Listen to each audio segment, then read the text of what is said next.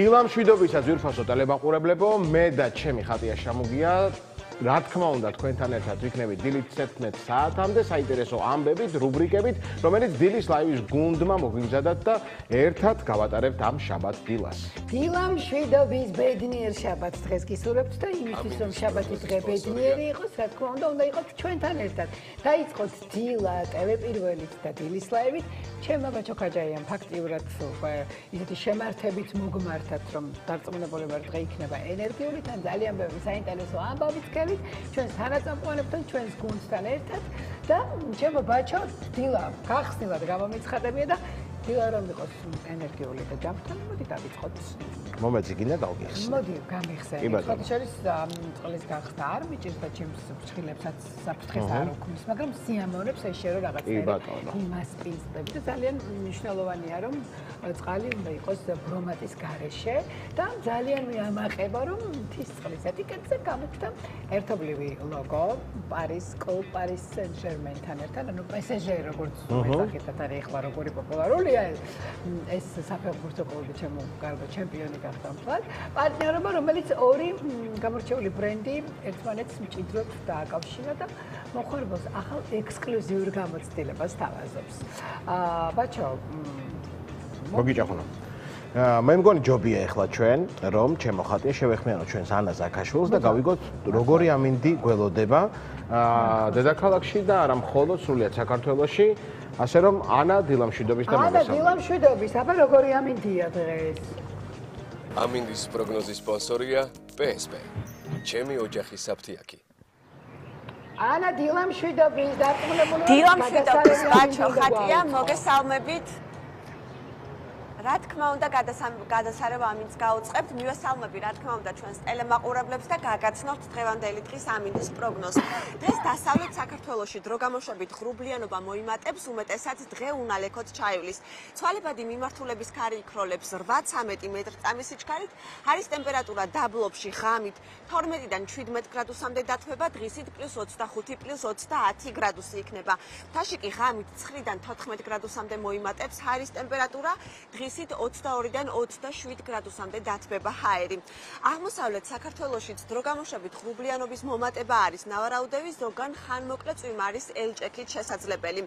ცვალებადი მიმართულების ქარი იქროლებს 15-18 მეტრ/წამის სიჩქარით, ჰაერის ტემპერატურა ბარში ღამით 11-დან 16 გრადუსამდე მოიმატებს, დღისით +24-+30 გრადუსი იქნება.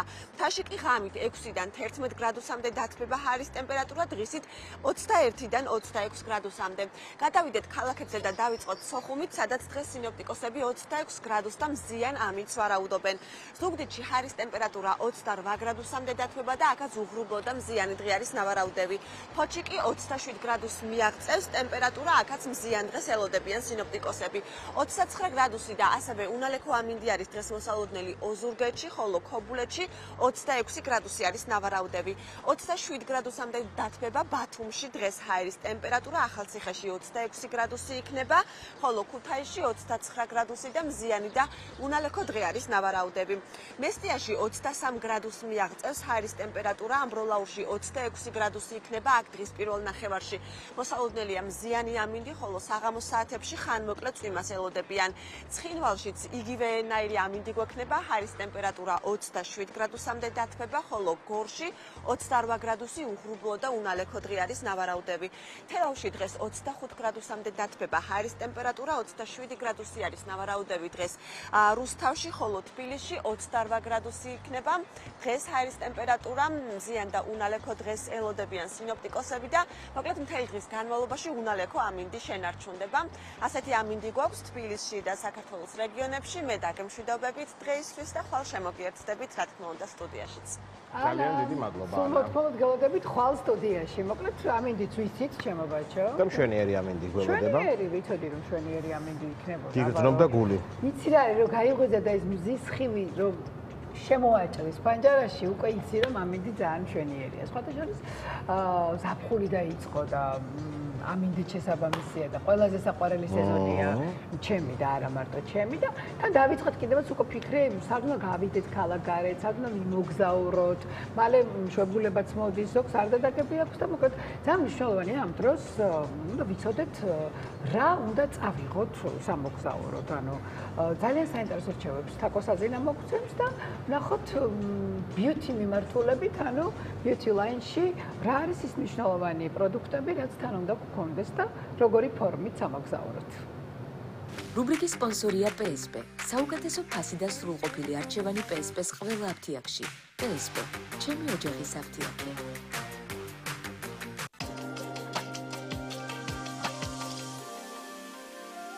დილამშვიდობის ძვირფასო ტელემაყურებლებო, ეს არის რუბრიკა Beauty Line თაკოსაზინასთან ერთად და დღეს უნდა გესაუბროთ ერთ ძალიან საინტერესო თემაზე, რომელიც ვფიქრობ უკვე თემატურია, იმიტომ რომ ოფიციალურად მოვიდა ზაფხული, ნელ-ნელა იწყება დასვენების სეზონი, მივემგზავრებით დასასვენებლად და მეც რამდენიმე დღეში მაქვს ჩემი პირველი საზაფხულო მოგზაურობა და ეხლა ვარ სწორედ იმ ეტაპზე, რომ ვალაგებ ბარგს, ტანსაცმელს და რა თქმა უნდა თავისმოვლის საშუალებებს. ჩემთვის თავისმოვლის საშუალებების ჩალაგება სამოგზაუროდ არანაკლებ მნიშვნელოვანია ვიდრე ტანსაცმლის ჩალაგება, თუ უფრო მნიშვნელოვანი არა და აქვე ალბათ ყველა ქალი დამეთანხმებით, რომ ჩვენთვის აი ერთი პროდუქტიც თუ დასასვენებლად ვერ წავიღეთ, რაც ჩვენი რუტინის მნიშვნელოვანი ნაწილია, ფაქტობრივად გვირღვევს მთელს რუტინას და ამიტომ ყოველთვის კარგად ჩამოვწერ ხოლმე ყველაფერს, თუ რა მიმაქვს, რომ მოგზაურობაში არაფერი დამოკიდეს. ასევე იმისთვის, რომ ჩემი ბარგი არ იყოს ძალიან დიდი, ვცდილობ ხოლმე რომ მოვიმარაგო სამგზავრო ზომის პროდუქტები, რომ თან კომფორტული იყოს სატარებლად და თან ადგილზეც მქონდეს პროდუქტი გამოსაყენებლად. ამიტომ დღესაც სამგზავრო წასაღებად და ჩასალაგებლად მოვიმარაგე ზოგი სამგზავრო ზომის პროდუქტი, ზოგი რაც ვერ ვიპოვე დიდი ზომა ჩვეულებრივი ზომის პროდუქტი და ეხლა გაჩვენებთ რა პროდუქტები მიმაქვს და ერთად ჩავალაგოთ ჩემი სამგზავრო კოსმეტიკის ჩანთა. პირველი სამგზავრო ზომის ნაკრები, რაც მიმაქვს, ეს არის Cool Beauty სახის მოვლის ნაკრები. აქ არის თვალის კრემი, სახის კრემი და ასევე შრატი. შეიცავს ჰიალურონის მსჯავრას და ვფიქრობ, რომ კარგად გამოვიყენებ ზაფხულში, იმიტომ რომ კანი ძალიან შრება და ძალიან მნიშვნელოვანია ჰიალურონის მსჯავრით დატენიანება, ამიტომ ეს იქნება ჩემი პირველი პროდუქტი. შემდეგი პროდუქტი არის დასაბანი გელი. ეს არის SVR-ის ტოპიალიზის დასაბანი გელი, ასევე სამგზავრო ზომა არის ეს პროდუქტიც, დიდ ადგილს არ დაიკავებს.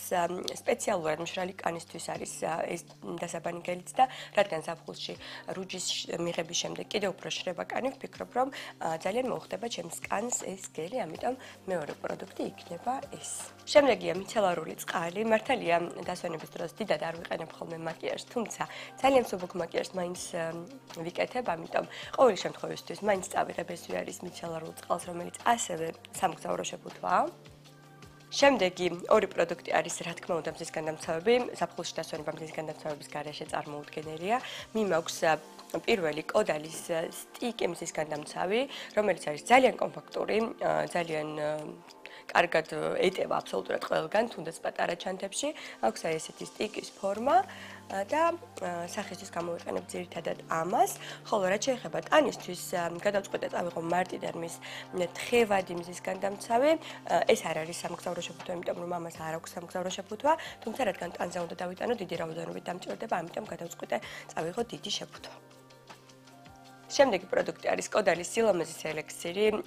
ამ პროდუქტს წავიღებ იმისთვის, რომ კანი გავიგრილო, თან დავიტენიანო, რუჯის მიღების დროს თუ ძალიან გადამიხურდა, დავარეფრეშო, ასე ვთქვათ. და შესაბამისად, ამასაც აუცილებლად ჩავდებ ჩემს სამოგზაურო ჩანთაში და ბოლო პროდუქტი იქნება თმის კონდიციონერი რეიველისგან, რადგან ზაფხულში ძალიან შრება, არა მხოლოდ კანი, ასევე თმაც, ჭირდება ძლიერი დატენიანება, შესაბამისად ეს კონდიციონერი, როგორც ანოტაციაში წერი, არის სპეციალურად მშრალი თმისთვის და ვფიქრობ ძალიან კარგად დამიტენიანებს თმას. ესეც ჩემი სამოგზაურო კოსმეტიკის ჩანთა. მოკლედ, კანისმოვლის პროდუქტები უკვე ჩავალაგე და მინდა გითხრათ, რომ ჩემი კოსმეტიკის ჩანთა ნახევრად ჯერ კიდევ ცარიელია და ეხლა მინდა დავამატო ის პროდუქტები, ის ნივთები, რომლებიც გამომადგება აუცილებლად მაკიაჟის გაკეთებაში თუ ასე შემდეგ და ასევე რამდენიმე დეკორატიული პროდუქტი. რის გარეშეც არსად არ დავდივარ არც სამოგზაუროდ და მოკლედ არც სახლში. აუცილებლად წავიღებ BB კრემს, იმიტომ რომ პატარა დაფარვა მაინც ჭირდება ხოლმე სამოგზაუროდაც კი. თან ეს BB კრემი არის მზისგან დამცავით და გამომადგება. ასევე აუცილებლად წავიღებ ტუჩის ბალმსაც, იმიტომ რომ ტუჩები ძალიან მიშრება ხოლმე ყოველთვის და დამიტენიანებს და ეხლა რაც შეეხება იმ პროდუქტებს, იმ ნივთებს უბრალოდ, რომლებსაც გამოვიყენებ უშუალოდ მაკიაჟის გაკეთებაში და ასე შემდეგ. რა თქმა უნდა, მიმაქვს ფუნჯებიც. ზოგადად მე ძალიან მიყვარს და თქვენ ალბათ იცით მაკიაჟის ფუნჯებით გაკეთება. ანუ ვერავითარ შემთხვევაში ვერ წავისვამ მაგალითად ტონალურ ან BB კრემს ხელით და შესაბამისად ყოველთვის თან დამაქვს ხოლმე ფუნჯები. ეს არის ჩემი სამი ყველაზე მთავარი ფუნჯი და ყველაზე მინიმალური მაკიაჟი მაინც რომ გავიკეთო, შესაბამისად მეც მინიმალურად წავიღებ პროდუქტებს. ასევე მიმაქვს სპონჟიც, იმიტომ რომ ტონალურ ან BB კრემს რომ ვისვამ ხოლმე შემდეგ სპონჟითაც ვინაწილებ რომ უფრო ბუნებრივად დაჭდეს და სამოგზაუროდაც წავიღებ. რა თქმა უნდა, სარკე ეხლა მის გარეშე როგორ შეიძლება, თან ნახეთ როგორი ლამაზი სარკე მაქვს.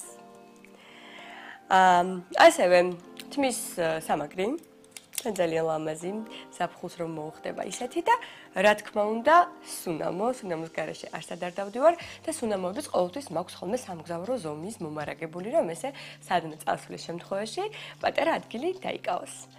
და ესეც ჩემი კოსმეტიკის ჩანთა, მოკლედ მიმაქვს პროდუქტები აბსოლუტურად მთელი რუტინისთვის და ნახეთ, ყველაფერი მშვენივრად ჩაეტია. სწორედ იმიტომ, რომ ბევრი პროდუქტი მქონდა მომარაგებული სამგზავრო ზომის და თქვენც გირჩევთ, რომ თუ აპირებთ სადმე სამგზავრო წასვლას, ყოველთვის მაქსიმალურად მოიმარაგოთ პატარა ზომის შეფუთვები, რომ არც დაგამძიმოთ წასვლის დროს, თან კომფორტულია წასაღებად და თან აბსოლუტურად ყველა პროდუქტი გექნებათ თან. მოკლედ გისურვებთ ბედნიერ დასვენებას, მე კი გემშვიდობებით მომავალ შეხვედრამდე. დროებით.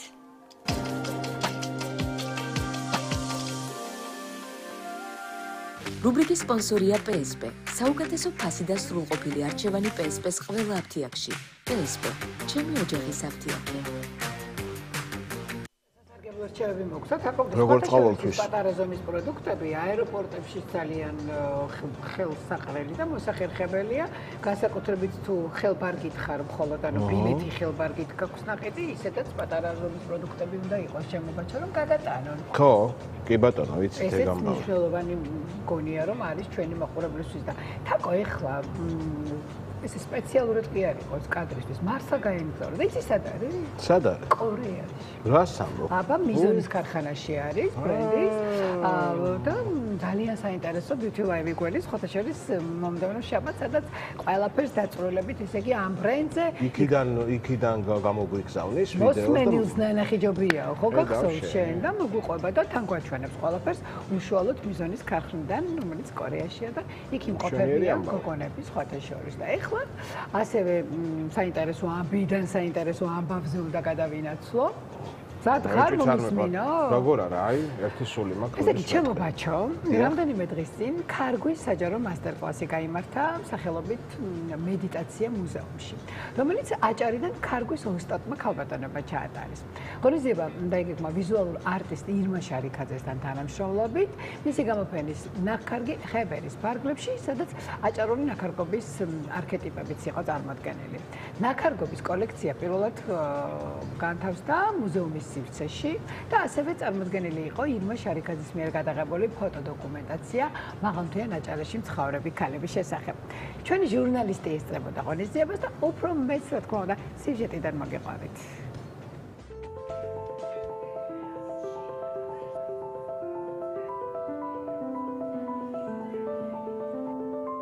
ჩვენ მუზეუმში დღეს ძალიან საინტერესო პროცესი მიდის. ირმა შარიქაძის გამოფენის თანხმლები ვორქშოპია, რომელსაც მედიტაცია მუზეუმში ქვია. ზუსტად ასახავს ამ ქალბატონების კულტურული მემკვიდრეობის თითქმის ძეგლად ქცეულ საქმიანობას და ძალიან ბედნიერები ვართ, რომ ირმა შარიქაძის თაოსნობით 2 აჭარელი ქალბატონი გვეწვია, რამაც გამოიწვია ძალიან დიდი ფართო აუდიტორიის სურვილი, რომ მოსულიყვნენ და შევძელით, რომ მუზეუმში მიგვეყო სტუმრები და ეხლა მიდის ძალიან ესეთი ვორქშოპი, როდესაც გულმოდგინედ მუშაობენ.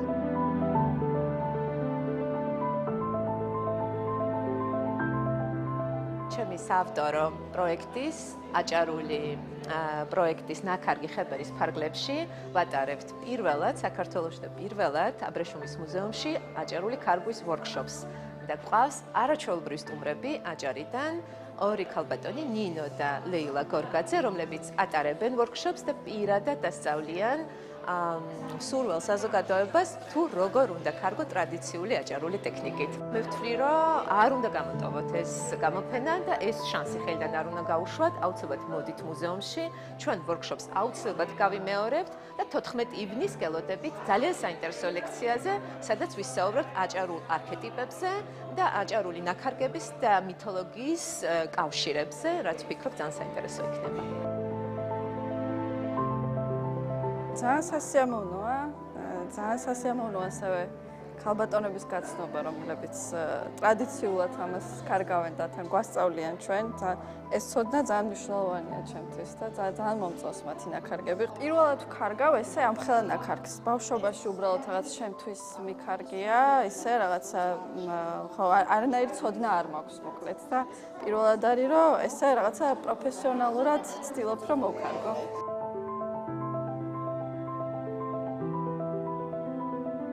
არ ვიცი ესენი თარ მოიცემა, არ ვიცი ისეთი სიამოვნება და ისეთი ბედნიერი ვარ, სიტყვები არ მყოფნის. ჩვენთვის დიდი ტრადიციაა, ბებიასა და დედისგან მოდის და ამიტომ მინდა რომ გაგრძელდეს და თქვენი მეშვეობით იმედი მაქვს გაგრძელდება.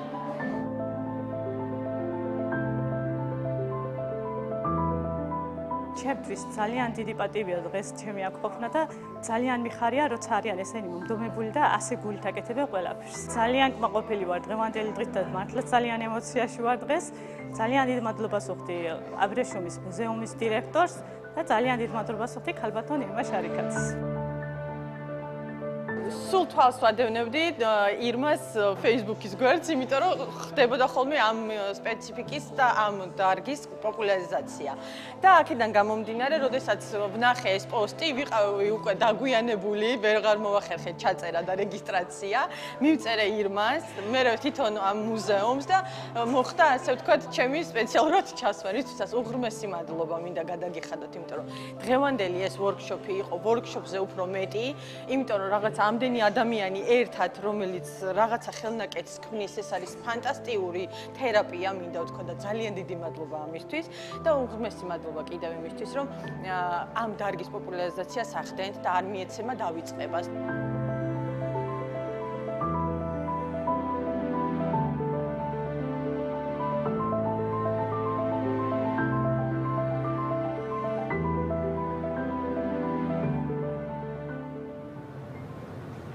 საინტერესო იყო და ძალიან ლამაზი და ვიზუალურადაც ძალიან ლამაზი აღსაქმელი და სანახავი და დილას უხდებოდა ეს სიუჟეტი.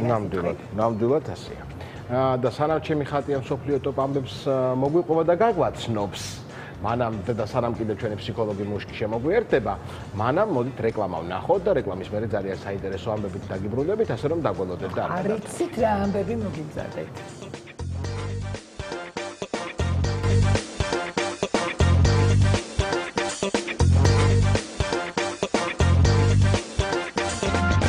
დავბრუნდით პირდაპირ ეთერში და დილამშვიდობისა, ვინც ახლა შემოგვიერთდით და დადგა ხატიას ტოპ 5 ამბების დროც და დიდი გულის ყურით გისმენ ჩემო ხატია და რას გვამცნობ? ესე იგი მთელი რეკლამის განმავლობაში მეუბნებოდა რომ მითხარი რა ხდება ტოპ 5-ში და სპეციალურად არ უყვები რომ მინდა რომ თქვენთან ერთად მოისმინოს და ის ემოციები გამოხატოს. იცი რა საინტერესო ამბები თქვა? შეგონია რომ მარტო მე და შენ გავიღვიძოთ დილას და ჩვენმა გუნდმა? აბა, კიდევ ვინ გაიღვიძა? მოგყვები ვინ გაიღვიძა და გარდა ჩვენი ტელემაყურებლებისა კიდევ ვინ გაიღვიძა? ამაშია საქმე. რამდენიმე დღის წინ იტალიაში, კუნძულ სიცილიაზე, სოფლიოში ერთ-ერთი აქტიური და ერთ-ერთი ყველაზე მაღალი ვულკანი ეტნა ამოიფრქვა, ჩემო ბაჭო, გაიღვიძა ისე. რაც იშვიათი ნამდვილად არ არის, ჩვენ ეს ადრეც გვახსოვს, თუმცა როგორც კადრებიდან ვხედავთ, ეს იყო ყველაზე მასშტაბური ამოფრქვევა.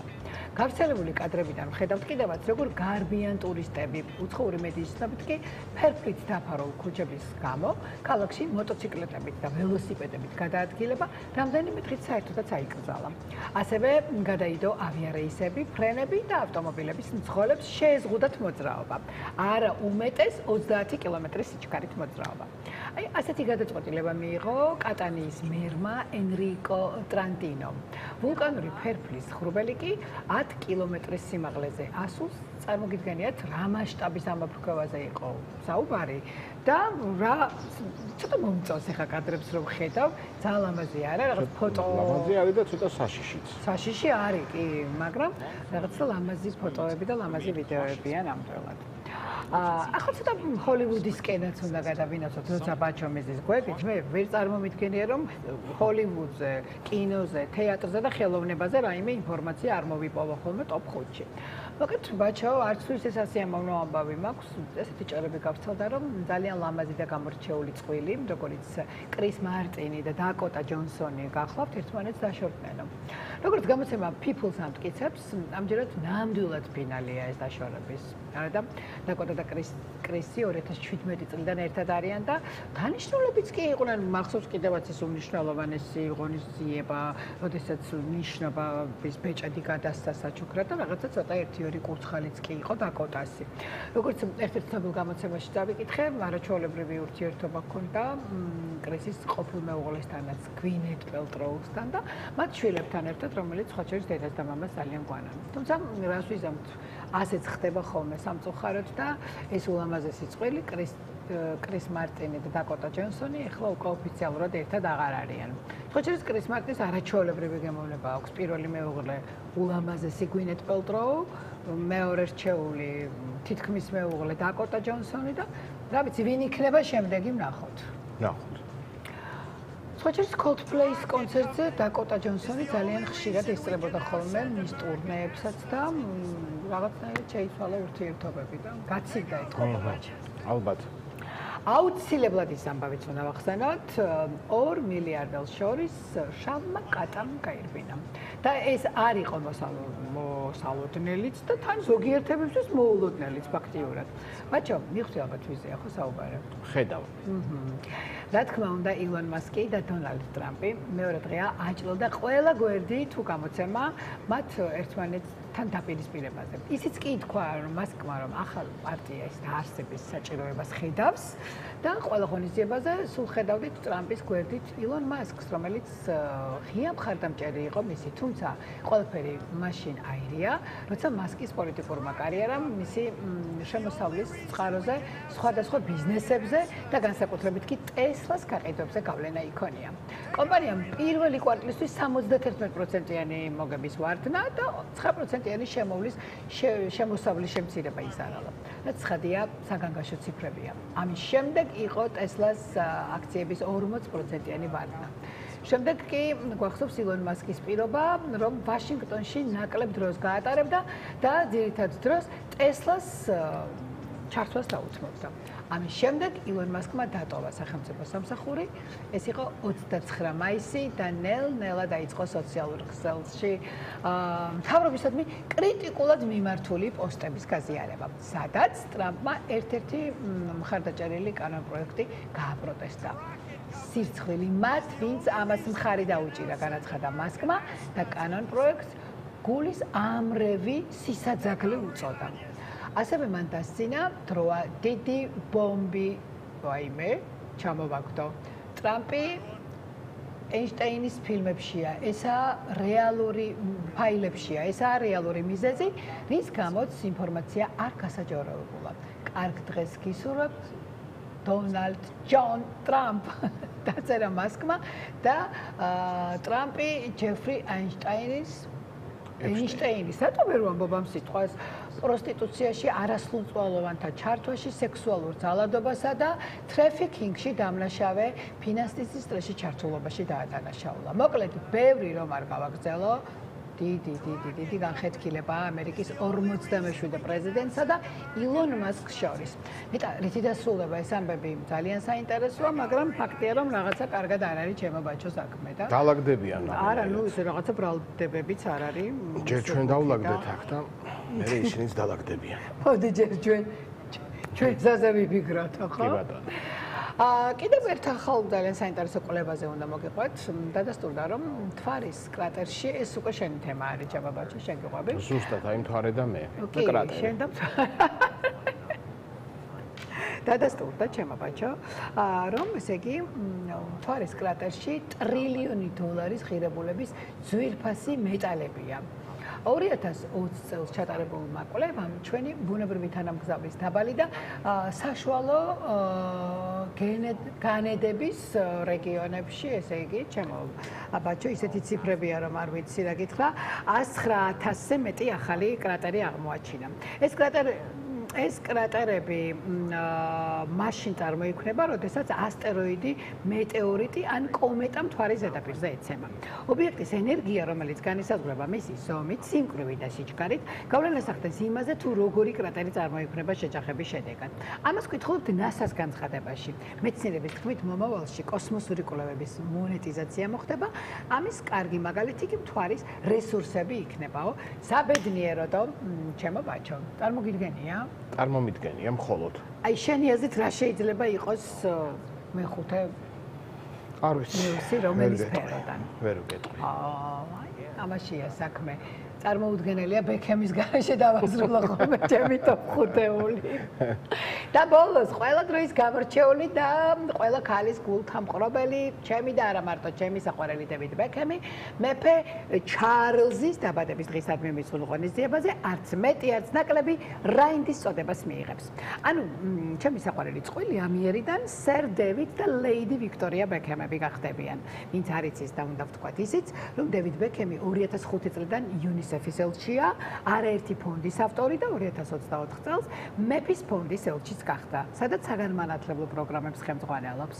მგონი უკვე ნამდვილად ეკუთვნის ეს წოდება და რატომაც არა, ჩემო ბაჩო, სხვათა შორის უყვარს სამეფო კარს ცნობილი და წარმატებული ადამიანები, ხოჩოს მარკ ოუენი, რომელიც იმსახურებენ სერის წოდებას. იმსახურებენ, ელტონ ჯონიც სერი გახლავს და მარკ ოუენიც, ხოთა შორის ფეხბურთელიც, ასევე ძალიან დაახლოებული იყო სამეფო კართან და ველოდებით ამ ღონისძიებას და აუცილებლად არ მოგაკლებ ამ კადრებსაც.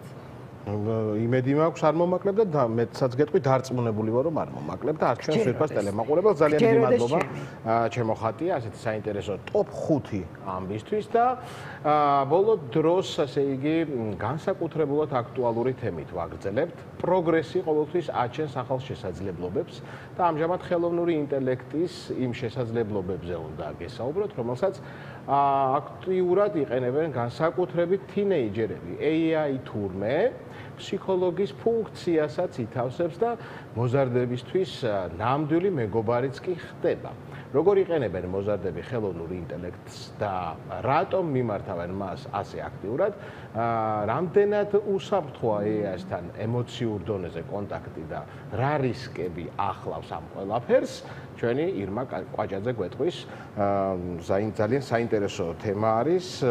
რამდენად გვაქვს კიდევ ამ ყველაფერთან რეალური კვლევა, ესეც ძალიან საინტერესო არის. რა გამოცდილება აქვს პირადად ირმას, ესეც ძალიან საინტერესო არის, ასე რომ გისმენთ და დილამშვიდობის მეგობრებო. საინტერესო და ძალიან აქტუალური იქიდან გამომდინარე, რომ ჩემ არა მარტო ჩემ პრაქტიკაში, თერაპიულ პრაქტიკაში, არამედ ჩემ გარემოცვაში ძალიან იშვიათად ვპოულობ ადამიანს, რომელიც აქტიურად არიყენებს ხელოვნური ინტელექტის შესაძლებლობებს სხვადასხვა მიმართულებით და არ მინდა ახლა გამოგვივიდეს. ერთ-ერთი მე ვარ, რომელიც არიყენებს, რომელიც არ ვიყენებ. კი, და ძალიან გამიკვირდა სხვათა შორის, რომ ხო, თქვენ არ გაქვთ რაღაცა ChatGPT-სთან აქტიური კომუნიკაცია. ერთი მხრივ გამიკვირდა, მეორე მხრივ ახლა თქვენ მეორეც კიდე ძალიან მნიშვნელოვან საკითხებს არ ვეკითხებით ხოლმე ChatGPT-ს, იმიტომ რომ არ ვიცი რამდენად ზუსტად მოგცემს ზუსტად თუნდაც არჩევნებთან დაკავშირებით არჩევნებთან დაკავშირებით არა მარტო ChatGPT-ს ხო იცი რა არის შეიძლება ჩვენ ის თაობა ვართ ჯერ კიდევ რომ Google-ს და Wikipedia-ს ვეკითხებით ან რაღაცა გამოცდილებაც დიდი აქვს ChatGPT იმდენად ახალია რომ ჯერ რაღაცა ჩვევაშიც არ გადავიდა და თან მგონია რომ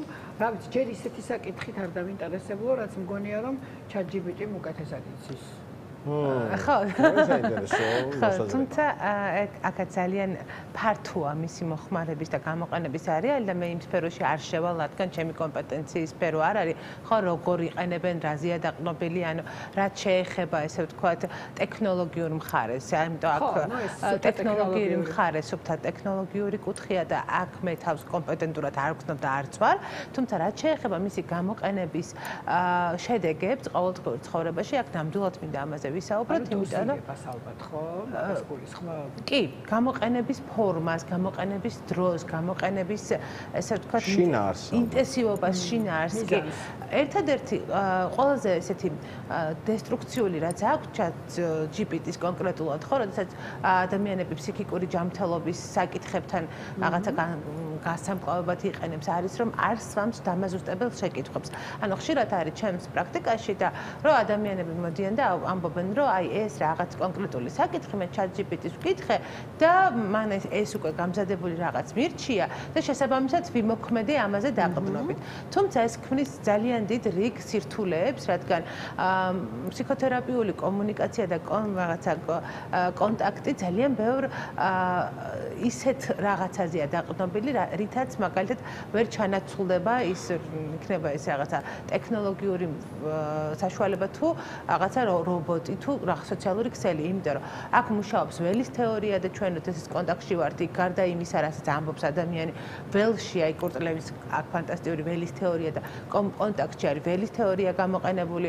აქ ჩვენ არა მარტო ვერბალურ მხარეს ვუსმევთ ხო ადამიანის, არამედ მის ფიზიკურ გამოვლინებას, ემოციურ რეაქციებს, სხვადასხვა მინიშნებებია, რომელსაც ჩვენ ვაფიქსირებთ იმ დროს თუ რა ემოცია კონკრეტული სიტყვის თქმის დროს, როგორ რაღაცა შეიშმუშნა თუ ინტონაცია შეეცვალა, ანუ ბევრი ის ფაქტორია, როდესაც კონტაქტში აფიქსირებს ამას ფსიქოთერაპევტი და უბრუნებს კითხვების სახით. რაც შეეხება ხელოვნური ინტელექტის თუნდაც ChatGPT-ს გამოყენება თერაპიული კუთხით, აი ეს მომენტი ყველაზე დიდ სირთულეს ქმნის, რადგან ChatGPT-ის პასუხი არის იმ დონიდან, ანუ იმ ასე ვთქვათ, სიბწყიდან, რა სიბწყიდანაც ისმევა შეკითხვა. და ხშირად შეკითხვის დასმას სიღრმისეულად ვერ ახერხებს თავად ადამიანი, რადგან ანუ თუ მე შეკითხვას მთელი თავისი შინაარსით შემიძლია დავსვა, ხო, ამ შემთხვევაში პასუხის პოვნაც ამარტივია, მაგრამ ხშირად არის რომ ეს შეკითხვა ძალიან ზედაპირულია ხოლმე და ეგეთი გამზადებულ ზედაპირულ შაბლონურ პასუხებსაც თავასობს ჩვენი ხელოვნური ინტელექტი და ამ გამზადებული პასუხით მე რეაქცია და მოქმედება დიდ სირთულეებს იწვევს. ასევე ალბათ უნდა აღვნიშნოთ ChatGPT არსებობს რაღაცა უფასო ვერსია და არსებობს ფასიანი ვერსია. როგორც ვიცი, ფასიანი ბევრად დახვეწილი არის.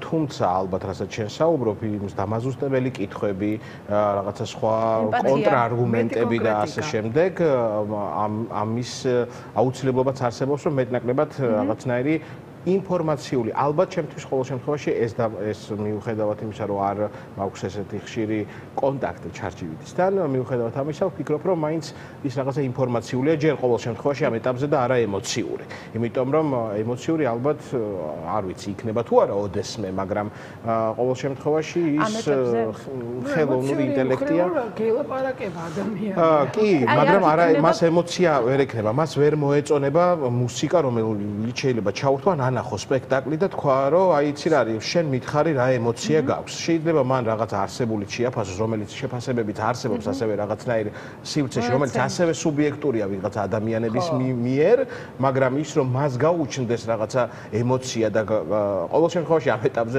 ნამდვილად შეიძლება რომ ეს ითქვას შესაბამისად ალბათ ვერ შეიძლება იყოს ის რაღაცნაირად გამგები ემოციურად შენი ემოციებისა რადგან თვითონ მასაც არა აქვს ეს ხო ადამიანები და მით უმეტეს ფსიქოთერაპია და ფსიქოთერაპევტები ხვდებიან, იმიტომ რომ ადამიანები არიან და მათი კვეთა ის ადამიანური ემოციები ასევე მათთვისაც გასაგებია და ამიტომაც ხდება რაღაცნაირი ბმა იმ ველის, ზუსტად რასაც შენ საუბრობ და ალბათ გამოსავლის ძიებაც ისევ მისივე გამოცდილებით და ცოდნით, რომელიც აქვს ფსიქოლოგს, ფსიქოთერაპევტს და ასე შემდეგ, ის კიდევ უფრო მეტად კომპეტენტურად შეიძლება გამოდგება სასარგებლოდ უფრო ალბათ კლიენტისთვის და მაგრამ ფაქტია რომ რაღაც ემოციას იწვევს, იმიტომ რომ დამოკიდებულები არიან უკვე ბავშვები და ფაქტია რომ ემოციას იწვევს პატარებში, უფრო თინეიჯერებში, იმიტომ რომ ის ჩაჯებითი უკვე თითქოს აღიქობს როგორც მის მეგობარს. სულიერ არსებას და უკვე მასთანაა კონტაქტი. იმიტომ რომ მას ძალიან კარგად დალაგებული სიტყვები აქვს და არ არის მანდ ემოცია, ბოდიში. კი, არა, ძალიან ზუსტად ძალიან სწორად ორივე შეხედულება აბსოლუტურად ესეთი სწორი და ზუსტია. თინეიჯერები განსაკუთრებით მოწყვლადი არიან ამ კონტაქტში საკუთარ თავზე ინფორმაციის მიღების კუთხით და როდესაც ადამიანი მასზე ორიენტირებული, ოღონდ ეს მასზე ორიენტირებულა როგორც ბაჩომ თქვა, ეს არის ილუზია და ამ მასზე ორიენტირებულ ილუზიის სმენელები ხდებიან, ძალიან მარტივია, რომ ილუზორული ნდობა და ის კონტაქტის ილუზია გაუჩნდეს ადამიანს. იმიტომ რომ პირველ რიგში ალბათ მომხმარებელი, რომელიც მას ეკითხება, პირდაპირ საშუალებას აძლევს. პირდაპირ საშუალებას და თან ითხოვს, რომ იყოს გამზიარებელი მისი რაღაცა ემოციური მხარის, რაც ალბათ თავშივე არასწორია, იმიტომ რომ რაც გავმეორდები ისევ, მე როდესაც ვიღაცისგან ვითხოვ ემოციურ, ასე ვთქვათ, გვერდში დგომას და თანადგომას და მას ემოცია არ აქვს, უკვე თავშივე აღებული შეცდომა არის. და თუ კი რაღაც მას შეუძლია იმიტაცია გააკეთოს ემოციის, რაც აბსოლუტურად შეიძლება უკეთ შეეძლოს ვიდრე ვიღაცა წერალს, ასე ვთქვათ, რომელსაც შეიძლება დაუკვეთო რაღაც და არა თვითონ თავის ემოციაზე საუბრობდეს, ხო? წერალს შეიძლება დაუკვეთო რაღაც და სთხოვ ამაზე დაწერა, მაგრამ წაიკითხო და ის ისეთი ემოციური არ იყოს, რადგან მას ის ემოცია არ აქვს. და როდესაც ChatGPT ხვდება ძალიან კარგად რა ემოციას ითხოვ შენ მისგან და თანადგომასაც ითხოვ, მას შეუძლია მსოფლიოში ყველა რაღაცა ნაწერი მოიშველიოს, მოძებნოს უცებ და შენ ემოციურ თვალსაჩინო და მით უმეტეს თუ კი მანამდე კარგად გიცნობს, რას კითხულობ, რას უსმენ, რას წერ, რა გაქვს, რა გემოვნება გაქვს, როგორი გემოვნება გაქვს, ყველანაირი თვალსაზრისით აქვს შენზე ინფორმაცია, თუ კი ამას ხშირად იყენებ და შესაბამისად ის ყველაზე საჭირო რაღაცას გთავაზობს, რომელიც იმ წუთას გჭირდება, რასაც თხოვ, მაგრამ ეს ყველაფერი არის საბოლოო ჯამში ისევ იმისთვის, რომ შენ რაღაცნაირად მიიღო ასევე ილუზორული გვერდში დგომა, ჩემი აზრით. რას თხოვ? ფაქტიურად ინფორმაციას თხოვ, ხო ChatGPT? აი ზუსტად ეს არის ნახეთ. ალბათ სხვა რამეს თხოვს ადამიანი. აი ნახეთ ზუსტად ეხა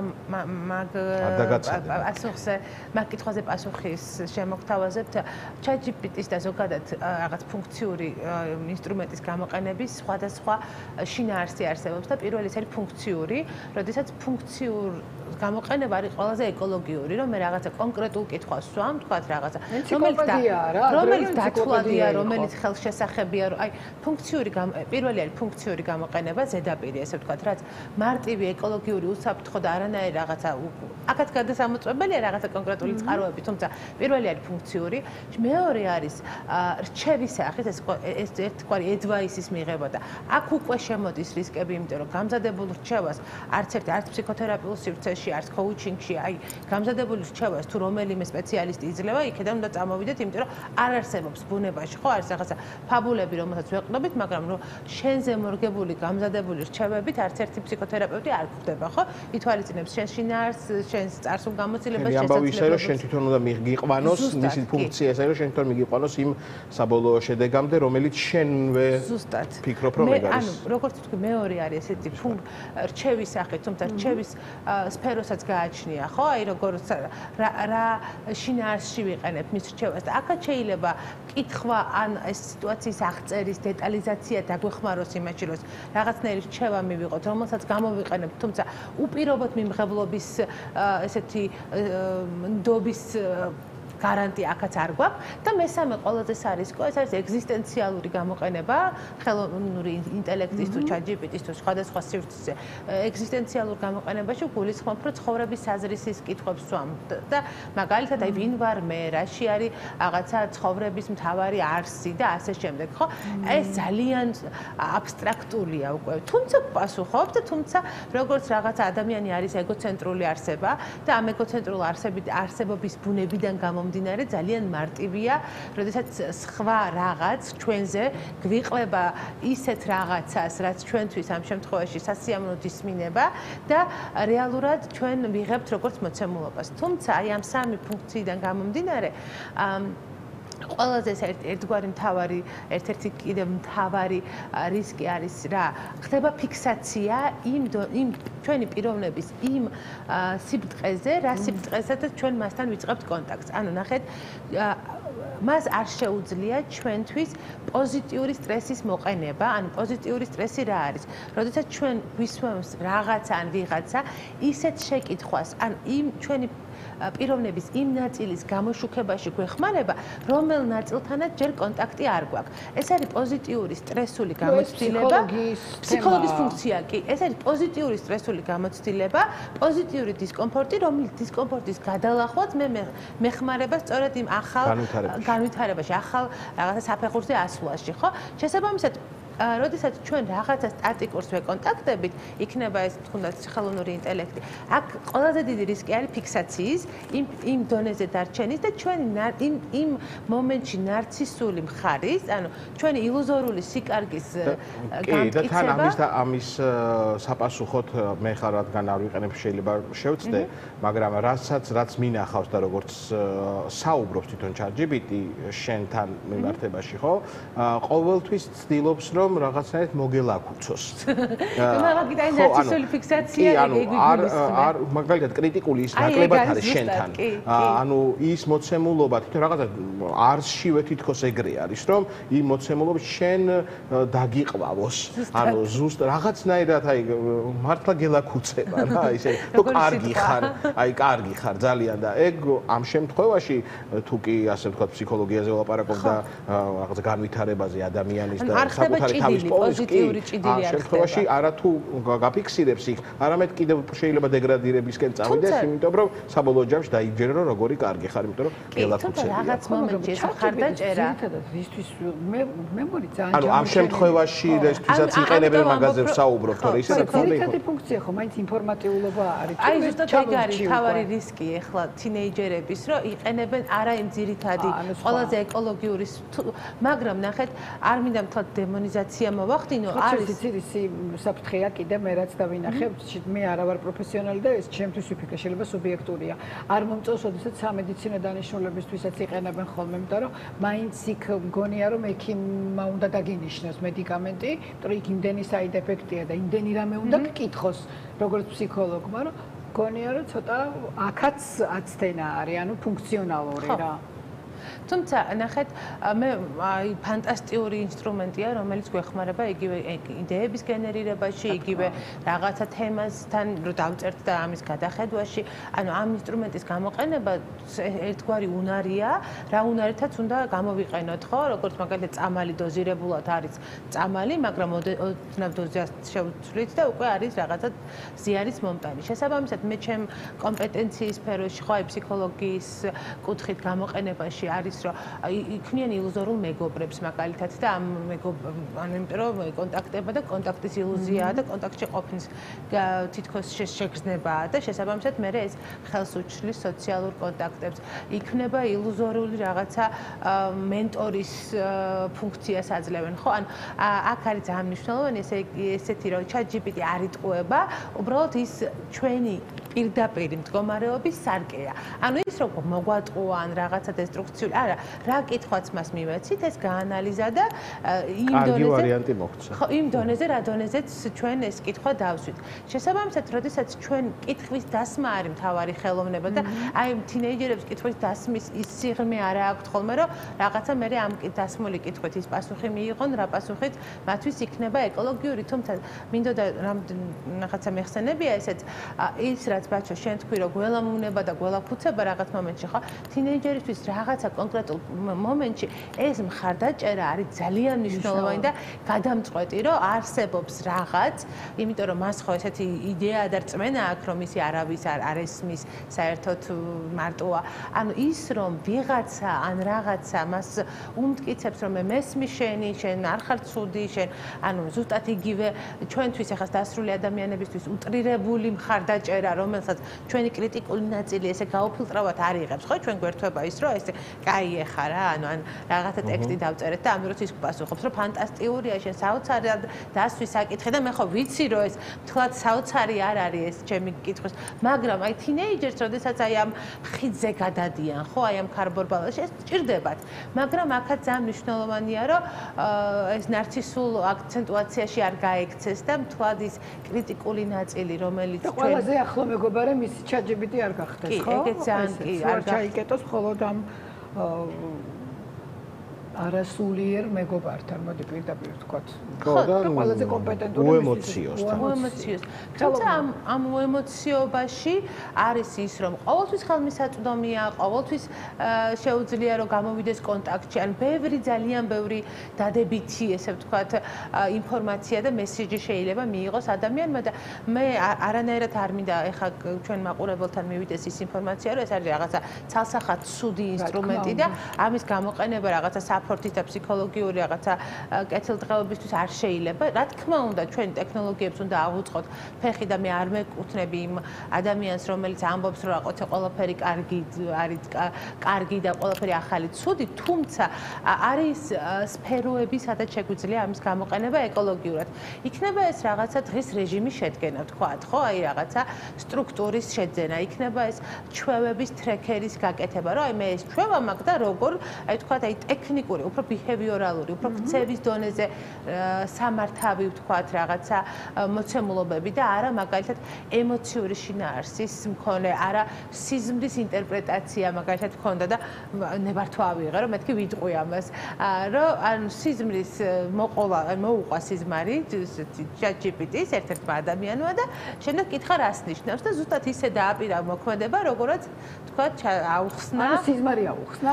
სიზმარი აუხსნა, ხო. და ნუ ეს რა თქმა უნდა არც ფროიდია და როგორ დადებითად თუ აი შუალედში სანამ დესტრუქციულ შედეგამდე მივიდო და მოვუსწარი რომ აი ქონდა დაწყებული რაღაც მეგობართან იყო უთანხმოების კომპონენტი და აი ხო ანუ ისე როდესაც ეს ხო ადამიანზეც დამოკიდებულია რა არის შენთვის ვთქვათ სანდო და რა არ არის სანდო ეხა ხო მაგაზე საუბრობდით ზუსტად და ალბათ იმის და ზუსტად ის ასაკი, რომელიც მნიშვნელოვანი მოწყვლადია, რომელიც თვითონ არკვევს სანდო და არა სანდო რა არის და როდესაც ადამიანები რაღაცნაირად შეიძლება იმედებს გიცრუებენ და აგერ არის რაღაცა საშუალება იმისთვის, რომ რაღაცნაირად დაეყნო და შენი გულშემატკივარი იყოს და ასე შემდეგ. ხო, ტკივილი გაიზიაროს, ამიტომაც საუბრობთ ახლა ალბათ, რომ ეს ჭიდილი და ის პერიოდი, როდესაც ადამიანებს აქვთ განსაკუთრებით მოზარდებს და თინეიჯერებს, აი ეს არის რომ რაღაცნაირად მან ეს მოწყვლადი ჯგუფი არ უნდა გახდეს და ჩვენი მიზანიც ალბათ ეს არის რომ უბრალოდ ინფორმაცია ალბათ არაფერზე არ არის კარგი არც ChatGPT-ზე და არაფერზე და გონია რომ ყველაფერს თავის გამოყენება აქვს, ანუ ერთი კუთხით გადასარევია ინფორმატიულობა, ტექნოლოგიები, მაგრამ მასზე დამოკიდებულება და ხა მეგობრად და ოჯახის წევრად აღქმაც ალბათ სულზედ მეტია. ხო, თუმცა აი ძალიან გამახსენეს სწორი რაღაც, სწორი რა ერთ-ერთი ის მიზეზი რატომაც გადავწყვეტეთ ამაზე საუბარი არის პრეცედენტები, როდესაც გადაწყვეტეს აი ამ თავიანთ ხელოვნური ინტელექტზე ქორწინებაც კი, იმიტომ რომ ეს არის ის, ვისაც ჩემი ესმის, ხო? ანუ პიროვნულ დეპერსონალიზაციამდე შეიძლება მივიდეს, იმიტომ რომ ეს ყველაფერი და არსებობს. ნუ ზუსტად ადამიანზეა დამოკიდებულია მისი ფსიქიკის სიმყარეზე, მაგრამ როგორც თქვით, ხო, თინეიჯერი არის ის მოწყვლადი ჯგუფი, რომლის პიროვნებას სიმყარესთან არაფერი აქვს საერთო ჯერჯერობით, ხო? ფორმირდება. მიდის იქითკენ რომ მყარი გახდეს. ხო. და ეს პროცესები ზუსტად იმისთვის არის, რომ უნდა დაკარგოს, რომ ერე იპოვოს. და ხო, ძალიან მნიშვნელოვანი რამე არის ნამდვილად და ძალიან გასათვალისწინებელი ჩვენთვისაც. მეც გეთანხმები იმაში, რომ თანამედროვე ტექნოლოგიები, იმიტომ რომ როდესაც მატარებელი გამოიგონეს კი და ველოსიპედიც კი შეიძლება და მატარებელი იყო რაღაც უბედურების მომტანი და ასე შემდეგ. ხო და ასე შემდეგ და რა თქმა უნდა რომ არა ეს ყველაფერი ადამიანი და არ ვერ განვითარდებოდა და ნელა დაიხვეწა ყველაფერი. კი, ესეც დაიხვეწება და ამავდრო და სანამ დაიხვეწება კიდე უფრო მეტი ყურადღება გმართებს და ზუსტად ალბათ ამას ემსახურება ჩვენი დღევანდელი თემაც და როცა დაიხვეწება მაშინაც ყურადღება გმართებს და მაინც ალბათ საბოლოო ჯამში ადამიანის განვითარება რაღაცა მაინც ემპირიული არის და მისი ასე ვთქვათ გამოცდილება მხოლოდ და მხოლოდ მისი გამოცდილება ზრდის და მე არ მინახავს მე პირადად ყოველ შემთხვევაში არ მინახავს ადამიანი ვისაც სხვის შეცდომაზე ესწავლოს მხოლოდ გენიოსები ჩემო ბაჭო არც გენიოსები მგონია რომ სხვის შეცდომაზე სწავლობენ გენიოსი ალბათ არის ის ვინც თავის ერთ შეცდომაზე სწავლობს და მეორედ არ დაუშვებს იმას და ასე რომ თუნდაც ეს ChatGPT-ის შემთხვევაში შეცდომა ChatGPT-ით რომ მე და შენ რაზეც ვკამათობდით კი არ ვკამათობდით კითხვებს უსვამდით ერთმანეთს აგრიმიეროში აქვე არ გავაჟღერებ მე მგონი ChatGPT-ს რომ დავეკითხოთ იქან მოგცეს სწორი პასუხი ხო ბაჭოსთვის ეგ თემა ხო თუმცა ეხლაც ზუსტად გუშინ აღმოვაჩინე რომ თვითონ თავად მესენჯერსაც კი დაემატა ახალი მესენჯერის ფანჯარა სადაც არის მეტა AI ანუ სხვა აპლიკაციაში ხადიანში ამოწმება სხვა აპლიკაციაში გადასვლაც კი არ შეგვჭირდება უკვე იქვე არის კონტაქტზე ყოფნის შესაძლებლობა უნდა კითხო მანდვე არის კი მანდვე არის ღილაკი სადაც შეგვიძლია კომუნიკაცია აი როდესაც არის ძალიან ექსტრემალური სიტუაცია ხო აი როგორც სასწრაფო დახმარება, როგორც გადაუდებელი, იმიტომ რომ აი ვერ ვახერხებ ჩემი ემოციების კონტეინირებას და სასწრაფოდ მჭირდება რომ მინიმუმ ვიღაცას კომუნიკაციაშთან ვიღაცასთან შევიდე კომუნიკაციაში, ხო? ამ შემთხვევაში კი ძალიან ხელმისაწვდომია, ძალიან პრაქტიკულია, მაგრამ თუ ჩვენ ვერ ვახერხებთ აი ამ რაღაცა ყავარჯენის გარეშე საკუთარი რაღაცა ემოციების თვითრეგულაციას უკვე დამოკიდებული ვართ და უკვე მე ვსწავლობთ ზუსტად იმ რაღაცა ემოციების ჩაკეტვას მარტო ამასთან, იმიტომ რომ თითქოს უსაფრთხო სივრცის ილუზია იქნება და განსაკუთრებით ადამიანებს თუ ფსიქოლოგთან მისვლის შინაგანი ბარიერები აქვს, რომ აი რაღაცა ვერ მივალ ან კონფიდენციალურობის შიში აქვს და ასე შემდეგ, აი ამ თავიანთი შიშების არ გამკლავების ერთ-ერთი ფორმა ჩატთან კომუნიკაცია და ის შიშები რჩება შიშებად ოღონდ. თავარი პრობლემაც ეგ არის და თავარი აი ეს პოზიტიური სტრესი რაც ვახსენე, ყველაზე დიდი გამოწვევა ამ ხელოვნური ინტელექტის. ეხლა დავეკითხე ზუსტად და ბაჩო ქაჯაიაზე მომეწოდა სრული ინფორმაცია, ოკეი. თავის ოჯახთან ერთად ატარებსო და სიურპრიზებს თავაზობსო და კი, თუმცა ესე უპირობოდ ინტერვიუს მართლობს. ჰა. ზუსტად ეს სისტემა, რაზეც საუბრობთ, კიდევ ახალი საინტერესო ძალიან ამბავი.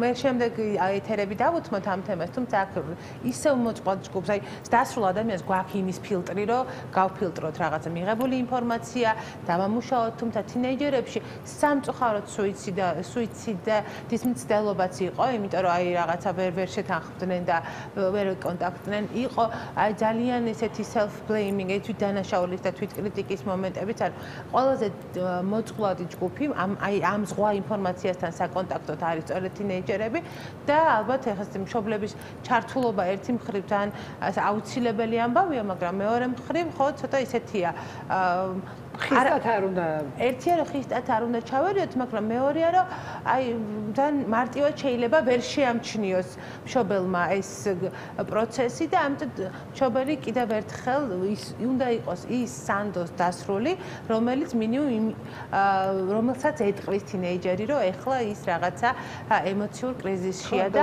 არ ენდოს მხოლოდ ვერ გაიგებ ChatGPT-ს ეკონტაქტება, მეგობარს ეკონტაქტება, მშობლისთვისაც ალბათ რთული გასარჩევია. არ ენდოს მხოლოდ იმ უემოციურ რაღაც მანქანის ემოციურ ემპათიას. ხო, ეს თემა ძალიან დიდი გამოწვევაა, მაგალითად, რა ვიცი, სკოლებშიც, სხვადასხვა სფეროშიც, დავალებებიც, პლაგიატის, მაგრამ ამაზე მე არ ვსაუბრობ, კიდევ ერთხელ მინდა რომ ხაზი გაუსვა, უბრალოდ ფსიქოლოგიური კუთხით არის რაღაცა ნაწილი, სადაც შეიძლება მხარდაჭერა მივიღოთ და არის დიდი რისკი, სადაც უნდა ვიყოთ ფრთხილად. ძალიან დიდი მადლობა ირმა, ძალიან საინტერესო თემის მოტანისთვის და საუბრისთვის. ძალიან აქტუალურია ეს ძალიან. მომავალ შაბათამდე დაგემშვიდობებით. მომავალ შაბათს ისევ შევხვდებით და საინტერესო თემით მოხვალ ისევ დარწმუნებული ვარ და ვისაუბრებთ ამაზე. ახლა კი მე მგონი ჩვენი გოგოლა კალანდაძის სახლების დრო დგება, სადაც კიდევ ერთ ცნობად სახეს უნდა შეხვდეს და ჩვენც გვაინტერესებს ვინ უმასპინძლა და ვის ესტუმრა ჩვენი გოგოლა, ასე რომ მოდით და ერთად ვნახოთ. ვისთან შეცქრიალდა ჩვენი ულამაზესი გოგოლა, ვნახოთ ოჯახში. დღევანდელი ჩემი რესპონდენტი საზოგადოებამ სხვადასხვა მუსიკალური პროექტიდან გაიცნო. ბიზნეს ადმინისტრირებასა და ჟურნალისტიკაზე ისწავლა, თუმცა საბოლოოდ მაინც მუსიკალური კარიერა აირჩია. სულ ცოტა ხნის წინ მსახიობობას კი დაიწყო. მოკლედ, დღევანდელი ჩემი რუბრიკის მასპინძელია ნოცა თოფურია. წავედით. შეიძლება? ვაიმე, როგორი ოთხფეხა მეგობარი გყოლია, ხო არ მიკმეს? ძალიან დიდი მადლობა რომ მოხვედით, მობრძანდით, შევიდეთ. ეს არის ამ სახლში ყველაზე საყვარელი ოთახი. როგორ ხარ? კარგად. ძალიან მიყვარს სტუმრების მიღება სახლში. და ხშირად მოდიან ხოლმე? კი, კი. მე არ ვარ ხოლმე სახლში ხშირად, მაგრამ როცა ვარ, ყოველთვის მინდა რომ ვიღაც იყოს სახლში. ნუ ჩემს ოჯახის წევრებთანაც გავატარო დრო, იმიტომ რომ ყოველთვის დეფიციტი აქვთ და ყოველთვის რაღაცნაირად ნაწყენები არიან ჩემზე, იმიტომ რომ სახლში იმ დროს არ ვატარებ, რაც საჭიროა. მიყვარს სახლში ყოფნა? მიყვარს. მარტოობა? მარტოობა არ მიყვარს. იმიტომ რომ იცი რა, ბავშვობიდან მიჩვეული ვარ რომ სახლში ყოველთვის არის ვიღაც. ანუ მარტო რომ რჩებოდნენ ჩემი მეგობრები და ჩემთვის უცნაური იყო, იმიტომ რომ ბებო ყოველთვის იყო სახლში, ნუ რომელიღაც ოჯახის წევრი და შესაბამისად რატომღაც ბავშვობიდან მივაჩვიე, არ მიყვარს მარტო ყოფნა. არაფრის გაკეთება არ მიყვარს მარტო. ვინ ცხოვრობს ამ სახლში? ამ სახლში ჩვენ ცხოვრობთ ოჯახი, მე, დედა, მამა, ჩემი ძმა. ბებო, კი, ჩვენ ესე გამოდის რომ არ ბებოს სახლში, დედა ჩემის მშობლების სახლში ვართ, ასევე ცხოვრობს ბიცოლაც და ჩემი ბიძაშვილიც. აუ, რამდენი ადამიანი ცხოვრობს რომ ამ სახლში? არ გიფიქრია რაღაც დროს მარტო ცხოვრებაზე? იცით რა, არ მოგატყუებ და გეტყვით რომ ბოლო რამდენიმე თვეა, რაღაცა უკვე დავიწყე ფიქრი მარტო როგორ ვიცხოვრებ. ეს არასდროს არ მქონია, იმიტომ რომ როცა დიდი ოჯახი ყავს, რაღაცნაირად სულ ყველას წარმოვიდგენი, რომ დიდი ოჯახი როცა ყავს და ბევრი ხართ, სულ ფიქრობ გაქცევაზე და მარტო როგორ ვიქნება. ჩემ შემთხვევაში არ არის ეგრე, მე ძალიან მეკომფორტულება დიდი ოჯახი და ხო, ყველაფერი გამზადებული ხდება. კი, თან ძალიან პრინცესულად ზრდიდნენ ყოველთვის ჩემი ოჯახის წევრები. სახლის საქმეები გეხერხება თუ ნაკლებად? მეხერხება ძალიან, აი რა მაინც. ყველაფრის გაკეთება. დალაგება ასაცვლის მოწესრიგება კი დაუთოვებად. საჭმელს ვაკეთებ ყველა. კი, იცი როგორ მიყვარდა, კი. მარტო. და რაღაცა ძალიან მიყვარს წესრიგი, პერფექციონისტი ვარ და მე რომ სახლში ვიყო სულ ალბათ სულ აი ეს რაღაცას გავაკეთებ. ანუ გადაადგილება ნივთების ავეჯისაც? ხო, იცით, ანუ მიყვარს წესრიგი ძალიან რა და ალბათ სულობა წესრიგები. კი, ძალიან წესრიგავარ. აქ მოდი არ დავიბრალებ რომ ყველაფერი ჩემია, ვიქნები გულწრფელი და ნახევარი არის ჩემი ძმის ჯილდოები, ნახევარი არის ჩემი. ჩოგბურთზე დადი შენი. დიახ, ჩოგბურთელი არის და ამიტომ აი ეს ჯუბას ჯილდოებით მეც ვამაყობ ხოლმე. უფროსია შენს. ჩემზე უფროსი არის, კი. რაც შეეხება აი ჩემს ჯილდოებს, ესენი ეს იმიტომ აქვს ესე გამოფენილი, რომ ყველა რაღაცა ძალიან ესეთ ამბავს უკავშირდება, ხო, ჩემთვის ძალიან მნიშვნელოვანი ამბავს უკავშირდება. სკოლის ჯილდოებიც არის, პროექტში მოგებული ჯილდოებიც არის. აი აქ არის ჩემი ორი ყველაზე მნიშვნელოვანი პროექტი, რაც იყო მხოლოდ ქართული, ნუ და გია ყანჩელის ამბებიც არის აქ და ეგ არის ალბათ ჩემ ცხოვრებაში ყველაზე მნიშვნელოვანი პერიოდი, როცა მე და გია მეგობრობდით, ასე რომ ვთქვა, თან მქონდა ეგ ესეთ მაესტროსთან როგორ მეგობრული ურთიერთობა. იყო ადამიანი, ლეგენდა, რომელიც ძალიან დიდ ყურადღებას აქცევდა ახალგაზრდა, ახალბედა მომღერლებს და თითქოს ისე გვესაუბრებოდა შემდგარები ყოფილიყავით რა და მე გიასთან რომ დავიწყე ურთიერთობა, ვიყავით 19 წლის. რაღაც პროექტში მომისმინა ძალიან შემთხვევით და მე გადაწყვიტა რომ შემხმიანებოდა და ესე ძალიან მნიშვნელოვან დაჯილდოებაზე ეთხოვა რომ ყვითელი ფოთლები მე მემღერა. შედგა ეს ჩვენი მეგობრობა და ძალიან მიხარია. სამწუხაროდ რაღაცა მისი ცხოვრების ბოლო წლები დაემთხვა ამას. მაგრამ ამას გავიხსენებ და მოვყვები ყოველთვის ძალიან ისეთი დიდი აღტაცებით და ძალიან დიდი პატივით. ნუ აი ამ პროექტებმა რა მოგწეს შენ პოპულარობის გარდა? ამ პროექტებმა ალბათ ყველაზე მნიშვნელოვანი რაც არის ძალიან გამზარდა. შეიძლება ეს ძალიან ბანალურად ჟღერდეს, ყველა მაგას ამბობდეს, მაგრამ ჩემ შემთხვევაში არის ის რა ძალიან გამზარდა, რაღაცა თავდაჯერებულობა, რაც არ მქონდა ხოლმე პატარაობაში, რაღაცა თავდაჯერებულობა, რაღაცნაირი აი საკუთარი თავის რწმენა, გამოცდილება, რაც ყველაზე მნიშვნელოვანია, ადამიანები გამაცნო. ლეგენდები და საოცარი მუსიკოსები და ალბათ ეგ არის ყველაზე მნიშვნელოვანი რომ პატარაობიდან სხვათა შორის ისეთ ადამიანებთან მქონდა უკვე შეხება და ისეთ ადამიანებთან მეგობრობდი, დიდი მეგობრები მყავდა, ძალიან დიდი მეგობრები, ყველანაირად დიდი, ყველა გაგებით დიდი და დღემდე რაღაცა ადამიანებთან მაქვს ურთიერთობა, ეს არის პროექტების დამსახურება. როგორია ნუცა სახლში? ვერ მოვიტყვები და ვერ ვიტყვი რომ არ აქტიური რაღაცა საჭვალს გავაკეთებ, რაღაცას გავაკეთებ. უფრო კომპიუტერში ვარ, ან რაღაცას ვაკეთებ და ვმუშაობ, ან ფილმებს ვუყურებ, ან ვკითხულობ. ანუ აქტიური სახლში არ ვარ, რომ ოჯახის წევრებთან რაღაც ეს დრო ავინაზღაურო, რაც მაქვს ხოლმე, სულ ვცდილობენ რომ გამოდი ოთახიდან, გამოდი. ყველაზე ხშირად რომელ ოთახში ხარ? აქ. გარდა იმისა, რომ ჩემი ოთახიც მაქვს და იქ არ ვარ ხოლმე ხშირად. უფრო. ებაში მითხარი ხე შენ რა გიქმნის სახლში კომფორტს? ჩემი ოჯახის წევრები პირველ რიგში. მუსიკა, რაც არის, სულ არის ჩართული. რამდენი ხანია რაც ამ სახლში ცხოვრობ? იცი რა, მე შეიძლება ითქვას, რომ ამ სახლში გავიზარდე, ეგრე არის, იმიტომ რომ ბებოსთან მოვდიოდი სულ. ეს კონკრეტულად ჩემი ოჯახის სახლი არ არის, ჩვენ პლეხანოვზე ვცხოვრობთ, უბრალოდ ახლა რემონტია და ვართ აქ დროებით, მაგრამ ეს დროებით ძალიან გაიწელა. მაგრამ ყოველ შაბათ-კვირას აქ ვიყავი, ყველაზე მეტად მიყვარს ეს სახლი, ალბათ დავფიქრდები, ჩემი სახლი უფრო მიყვარს თუ ეს ჩემი სახლი.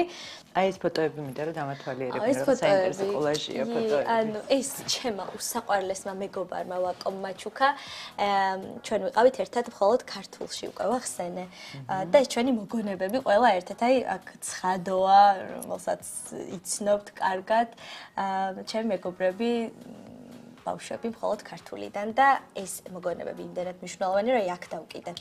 სულ მახსენდება, როცა შევხედავ ხოლმე და ძალიან ძვირფასი საჩუქარია. ყვავილები გიყვარს? ყვავილები ძალიან მიყვარს. ბებო არის ყვავილების დედოფალი ჩვენს სახლში და შემდეგ ბაღში რომ გავალთ, ნახავთ ულამაზეს ვარდებს.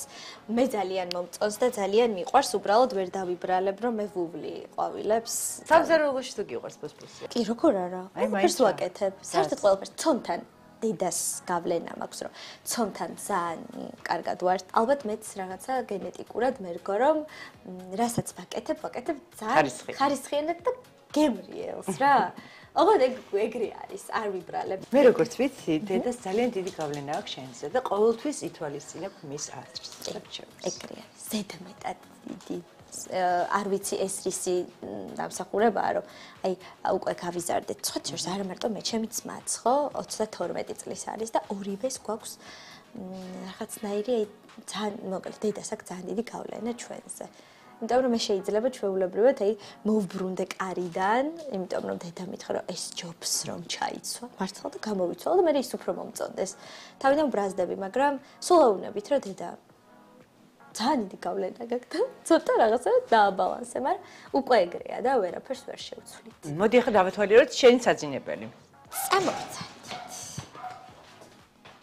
აი ესეთი პატარა და კუსკუსა, ხო, და პატარა და კუსკუსა კი. ყოველთვის წარმოვიდგინე, როგორი დიდი გარდერობი მექნებოდა.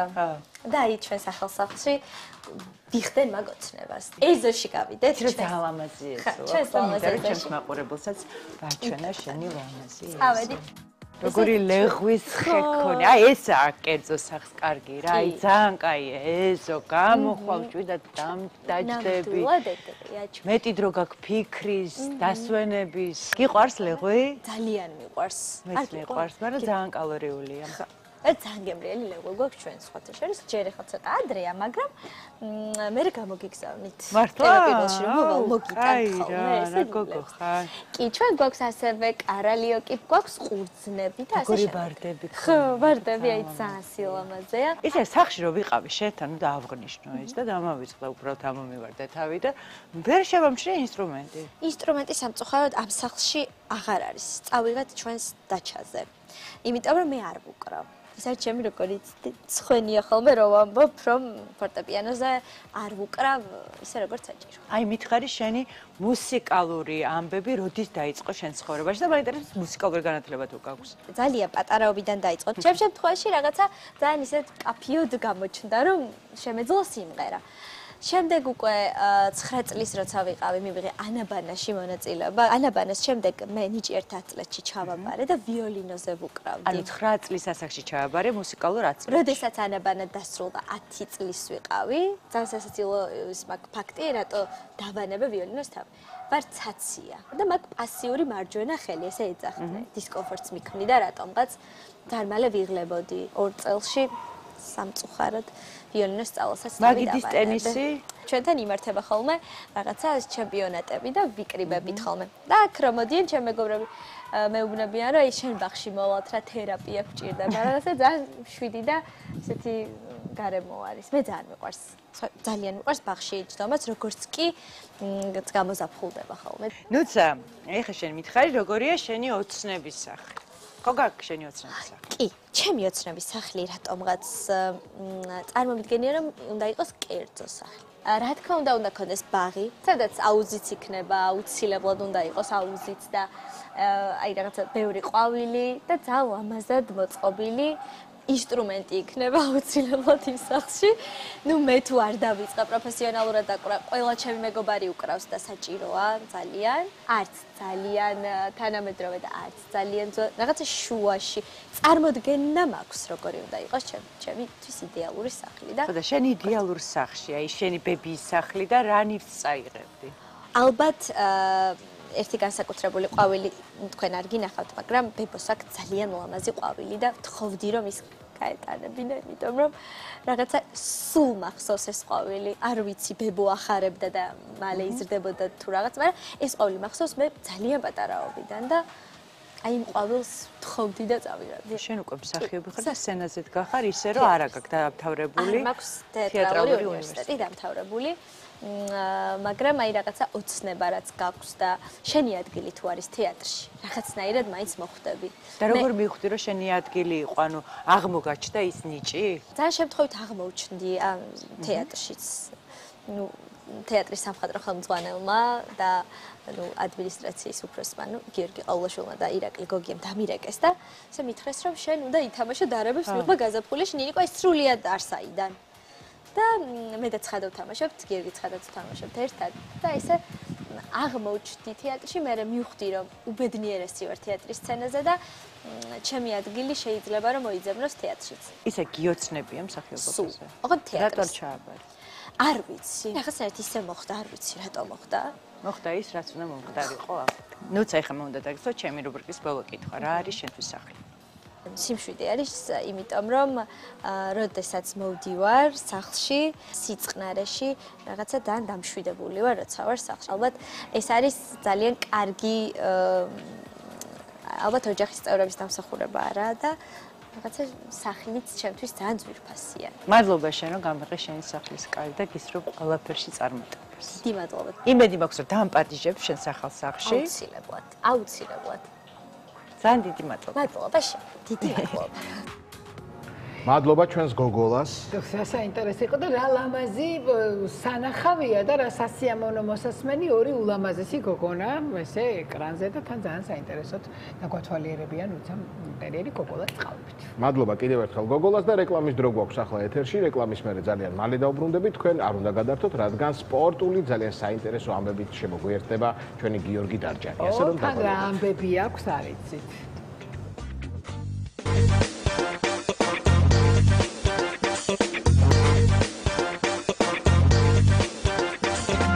დავბრუნდით პირდაპირ ეთერში, დასკვნით ნაწილში კი გიორგი დარჯანია გვერდება, როგორც შეგვიძლით სპორტული სიახლეებით, დილამშვიდობის გიორგი, მოგესალმებით და რა ამბები მოგვიტანე.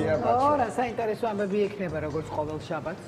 კი, ბევრი ამბავი მქონდა, თან შე რო არ მართლებდა კიდე თემებს, უფრო მეტი მექნება. რამე წაკართვი? კი, სხვათა შორის რო ვემზადებოდი გადაცემისთვის და რო ვფიქრობდი რა თემებზე უნდა მესაუბრა, პირველ ამბად მქონდა სერ დევიდის და ლედი ვიქტორიას ამბავი და მე ჩემს ვხარი რომ ხო, აი შანსი არ არის რომ ხატიამ ეს თავის ხუთეულში არ კონდეს მომზადებული და ამუშავე და ვიცი, ხო და დღეს რო უყურე, მივხვდი რომ სწორად მოვიქეცი რომ ჩემი სიიდან ჩემი ამბები ისე რომ არც გადაგიმოწმებია, ზუსტად იცოდი რომ ხატია საქმე. იმდენ ღრმად ვიყავი დარწმუნებული რომ ხატია ეგეთ ამბავს არ გამოტოვებდა. და რამეს თუ ტოვებ აქ ეთერში. გიოს მაინც უგდებ ხოლმე მესენჯერში ამბებს რომ ჩვენი ხუთეულში რაც არის ხო? 10-დან მეორე ხუთეულ შენ 10-ს შენ გიორგი. ამიტომ მოდი პირველი ხუთეული შენ, მე მეორე ხუთეულის ამბებს მოვყვე. კი ბატონო. ხო, თავარი ამბავი ამ კვირის იყო რა თქმა უნდა ეროვნული ნაკრების მატჩი ამხანაგური ფარერებთან, თუმცა ძალიან ბევრი საინტერესო და მნიშვნელოვანი ამბავი მოხდა. ყველაზე ემოციური რა თქმა უნდა იყო გიორგი ლორიას გაცილება. ხო და ალბათ ამით უნდა დავიწყოთ საუბარი, თუმცა მოდი სტუმარს მოვიპატიჟებ პირდაპირ და მასთან ერთად გავაგრძელოთ საუბარი. ნიკა ტაბატაძე. ნიკა დილამშვიდობი. სპორტული კომენტატორი. მოგესალმებით, გამარჯობა. როგორ ხარ ნიკა? მადლობა თავად, როგორ გიგით? კარგად, მადლობა. ბიჭებო, ხოთა შორის ცრემლები წამომივიდა, როცა ვნახე გიორგი ლორიას დასამშვიდობებელი სიტყვა პრესკონფერენციაზე, რაღაც ძალიან ემოციური ძალიან ემოციური იყო. ჩვენ პრინციპში ნიკასთან პირველ რიგში მინდოდა მესაუბრა ჩემპიონთა ლიგის ფინალზე, რომლის უშუალო არათუ მაყურებელი იყო, მოედანზეც კი ჩავიდა ბოლოს ნიკა. ამის ვიდეოსაც ჩვენ ვნახავთ, თუმცა თავიდან მოდი დავიწყოთ გიორგი ლორიას გაცილებით. ხატია და ბაჩო, სხვათა შორის ამ მატჩში გიორგი ლორია გახდა საქართველოს ნაკრების ყველა დროის ყველაზე ასაკოვანი ფეხბურთელი. მართლა? კი, აქამდე რეკორდი ჰქონდა ჯაბა კანკავას. ის იყო 38 წლის იყო, როდესაც ბოლო მატჩი ჩაატარა ნაკრებში. ძალიან საინტერესო ამბავი არის, ჩვენ მოედანზე ყავდა ყველა დროის ყველაზე ხანდაზმული და ყველა დროის ყველაზე ახალგაზრდა ფეხბურთელი. ძალიან საინტერესო გამოვიდა. ლორია ამ კვირაში, როდესაც ითამაშა ფარერებთან, იყო 39 წლის და 130 დღის. კარგით, ხა ერთი წელი არ შეა. აი ამ ასაკში არასდროს არც ერთ ქართულ ფეხბურთელს არ უთამაშია მოედანზე და ძალიან შთამბეჭდავი გაცილება იყო. პრინციპში ნიკა ვიცოდით, ჟანრის კანონი მოითხოვს იმას, რომ ბოლო წუთებზე ასეთი ფეხბურთელი, რომელსაც ბენეფისი აქვს, მწვრთნელმა უნდა შეცვალოს, რომ ტაშის გრიალით გააცილონ მოედნიდან. ეს ყოველთვის ასე ხდება, ხო? ხო, კი, მithumetes გიორგი ლორია ამას ბოლომდე იმსახურებს, 17 წელი დიდი დროა. უზარმაზარი დროა, კი. ქართული ფეხბურთის ლეგენდა ჩამოყალიბდა დამსახურებულად და გაგვახსოვდეს მასთან დაკავშირებით, რომ ყველაზე კრიტიკულ მძიმე მომენტებში ლორია იყო ჩვენი იმედი და ეგ განცდა არ ვიცი გულშემატკივრის გულიდან ალბათ. სხვათა შორის ამ თამაშის ეხლა ფარერებთანაც რამდენიმე ესეთი ბურთი აიღო. კი, რომ უნდა დავაბრუნოთ კიდე. უნდა დავაბრუნოთ, სხვა მატჩის მერე ბიგ ზონაში. ოდიქამდე მოდი ჯერ ერთი ასეთ საინტერესო კადრი ეხლა, როდესაც გადის მოედნიდან, ის კაპიტნის სამკლავურით იყო მოედანზე და ამ ემოციებიდან დატვირთული რადგან იყო, ავიწყდება კაპიტნის სამკლავურის მოხსნა და სხვა ფეხბურთელისთვის გადაცემა. ხო, და აი რომ გადის, ეს პირველს გაახსენდა ხიზანას. როს კაპიტნის სამკლავური ლორიას არავისთვის არ მიუცია და ხსნის ამ სამკლავურს აი შეგვიძლია მაყურებელი ხედავს ამას, გადასცემს ნაკრების მენეჯერს გიორგი კასიტაძეს და კასიტაძე ეძახის საბა ლობჟანიძეს. და აძლევს ლობჟანიძეს და ნახეთ აქ ლობჟანიძე ეკითხულობს, რომ ვის უნდა მივცეო სამკლავური. ეუბნებიან, რომ არაო, შენ თვითონ გაიკეთე ეს კაპიტნის სამკლავური და ხო, იმას რომ მიუბრუნდეთ აი მის სეივებს ამ ფარერებთან მატჩში, ლორიამ სხვათა შორის მატჩის შემდეგ ბიგ ზონაში ამაზეც ვკითხეთ და ასეთი რაღაცა თქვა, რომ ისეთიო კარგი ბურთებიო ავიღეო, რომ დავფიქრდიო ნაადრევად ხო არ მიდიარო ნაკრებიდან, ხო? მოდი ახლა შეგვიძლია მისი ეს გამოსამშვიდობებელი კომენტარის მოვისმინოთ. ამის გადმოცემა მიჭირს, აი როგორც გუშინ აღნიშნე, ძალიან რთულია, მაგრამ ყველაზე მთავარი ისაა, რომ მე ვარ ამაყი, რომ მომიწია ამ წლების განმავლობაში საქართველოს ნაკრებში ყოფნა, თამაში და რაც თავარია, როგორც დებულობ, განსაკუთრებით ამბოლო პერიოდში ძალიან ბევრი ქართველი მეგობრებისთვის სტიმული ვიყავი და იგივე აქ არიან ახლა ბიჭები თამაშობენ, რომლებიც მითხრეს ასევე, რომ მე ვიყავი სტიმული, როდესაც მათ გადაწყვეტეს, რომ თამაში დაიწყოთ და ეს არის ალბათ ყველაზე დიდი მოგება და ჩემთვის, როგორც ქართველი ადამიანისთვის, როგორც ფეხბურთელისთვის ის დაფასება, რაც დღეს ვიგზენი და რასაც გრძნობდი ამ წლების განმავლობაში, ეს არის ფასდაუდებელი და კიდევ ერთხელ მე გადავხადო მადლობა სრულიად საქართველოს, ქართულ გულშემატკივარს და ეს არის ყველაზე ამაზე მეტი არ შეიძლება ქართული ფეხბურთის. ეს არის ყველაზე ტკბილი და სასიამოვნო. მოგერიებაზე უნდა გითხოთ ხრიანიდან გამოვარდნილზე რომ გამოვატრიბო. რა ემოციები გქონდა? აუ ფიქრობდი მეთქი ადრე ხო არა. ხო, აი ასეთი ამბავი ასე გავაცილეთ გიორგი ლორია და ნიკა შენ როგორც თქვი, ერთდროულად მოედანზე იყვნენ ამ ფარერებთან უნიკალური შემთხვევა, ყველა დროის ყველაზე ასაკოვანი ფეხბურთელი და ყველა დროის ყველაზე ახალგაზრდა ფეხბურთელი საქართველოს ნაკრებში. საბა ხარებაშვილი, რომელიც მე-80 წუთზე შევიდა მოედანზე და ხათი ერთი უნიკალური ამბავი უნდა მოუყვე. 10 წუთის განმავლობაში მოედანზე ერთდროულად იყვნენ ლორია და ხარებაშვილი. და ფაქტი არის ასეთი. როდესაც ლორიას ჰქონდა სანაკრებო დებიუტი, ხარებაშვილი ჯერ დაბადებული არ იყო. წარმოიდგინე.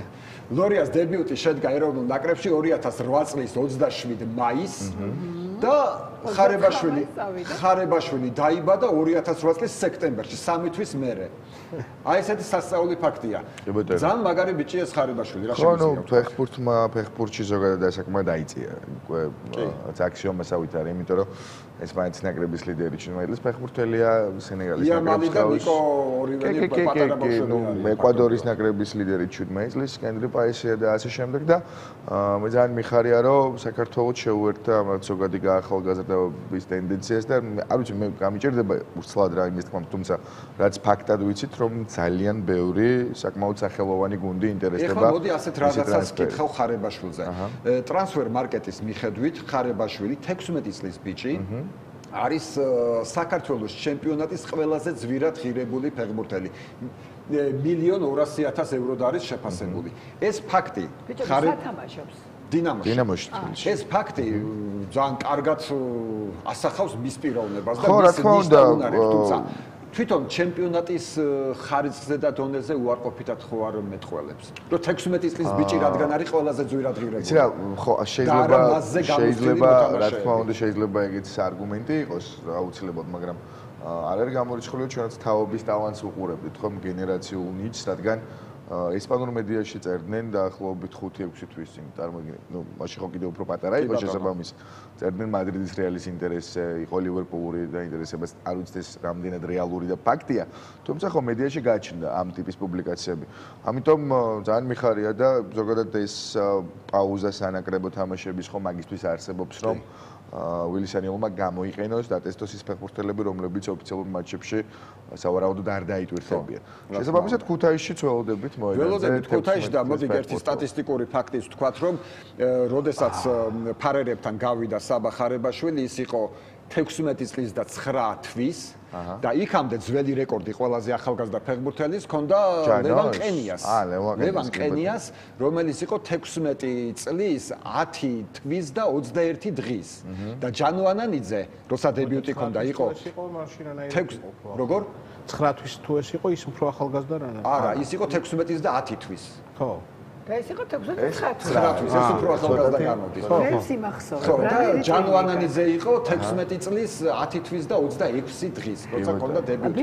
სულ 3 ფეხბურთელია საქართველოს ნაკრებში, ვისაც 16 წლისას ჰქონდა დებიუტი. მე არ ვიცი რატომ არ იყო სტადიონი სავსე. ძალიან კარგი კითხვა. და ცოტა დამწყდა ისედაც ლორიას სასვლელზე ხუგული დამწყდა და თან რაღაცნაირი მაგას ალბათ აქვს და მე არ ვიცი რა. სამი ფაქტორი, ერთი საქართველოს ნაკრების შემადგენლობა, რომ არ ყავდა მამარდა, ჟორჟი, კვარა, ზურიკო, კიტე. გავიგეთ, მაგრამ ძალიან ბევრი. მეორე რომ მეტოქე იყო ფარერები და არა რომელიღაცა გრანდი და მესამე რომ ეს იყო ამხანაგური მატჩი და არა რაც გიორგი მაგწერა აი ასე მუშაობს სხვა ქვეყნებშიც. ანუ საქართველოს არ არის გამონაკლისი. იმიტომ რომ ვარსკვლავების არ ყოფნა, შეხვედრის სტატუსი და პლუს მეტოქის ვინაობა. თუმცა ეგ მნიშვნელოვანი ამბავია, იმიტომ რომ ხო მან უფრო რაღაც მადლიერების ჟესტია და შეიძლება ადამიანს მადლობა გადაუხადო იმ 17 წლისთვის და თავ დაუზოგავი შრომისთვის, რაც გაეცია ნაკრებში. ხო, მე მაგისთვის მივედი მაგალითად. ძალიან ბევრი გულშემატკივარი ყავს, ვიტყვი რომ მარკავს ყველას უყვარს და გულდასაწყვეტია, როდესაც ხედავს სტადიონს ნახევრად Sariels. Ai Kutaishia სავსე, სამაგიეროდ. სავსე, ამას ახსნას აქვს პრინციპში ერთი ის რომ უფრო პატარა სტადიონია, რამე შენგელია, რა თქმა უნდა და მეორე ის რომ დასავლეთ საქართველოს მსხოვრები გულშემატკივრებისთვის უფრო მარტივია ქუთაისში ჩასვლა. რაღაცნაირად კანკავა კაშიალურია, ეს სამი მუშკეტერი არის, ესეთი სამი ლეგენდა და მგონია რომ იმსახურებენ. კი ბატონო, ძალიან კარგი და პრინციპში შეგვიძლია ჩვენ რადგან საბა ხარებაშვილზე ვლაპარაკობდით, საბა ხარებაშვილის პირველი სანაკრებო სინქრონიც კომენტარიც მოვისმინოთ, რა თქვა მატჩის შემდეგ. მთელი ბავშვობა, რაც ფეხბურთში შემოგვიფეხი, ამ მომენტზე ოცნებობდი და როცა მინდორზე შევედი, ყველაფერმა თვალწინ ჩამიარა, ის ხალხის შეძახილებით, თუნდაც ის სტაჟი და ძალიან დიდი მადლობელი ვარ ყველას, ვინც აქამდე გვერდში მედგა და რა თქმა უნდა ხალხის ატმოსფერო იყო სასაული და მადლობა მინდა გადავუხადო მათ და ემოციებს რაც შეეხება, ალბათ ამაზე მაგარი ემოცია ალბათ ჩემს კარიერაში არ მექნება, იმიტომ რომ როცა ეროვნულ ნაკრებში დებიუტი გაქვს, ეს წარმოუდგენელი შეგრძნება არის.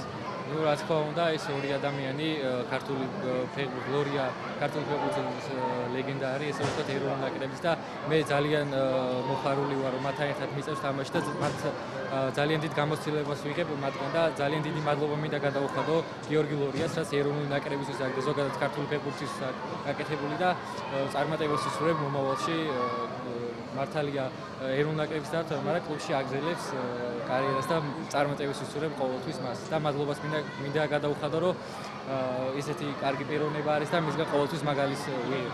დინამოშიც მომიწია ცოტა ხანი და სულ მაგალის ვიღებდი მაგის. ჩემი მთავარი მიზანი არის, რომ ეს არაფერი არ არის, კიდევ უნდა გავაგზელო და უნდა დავიმკვიდრო ეროვნულ ნაკრებში ადგილი.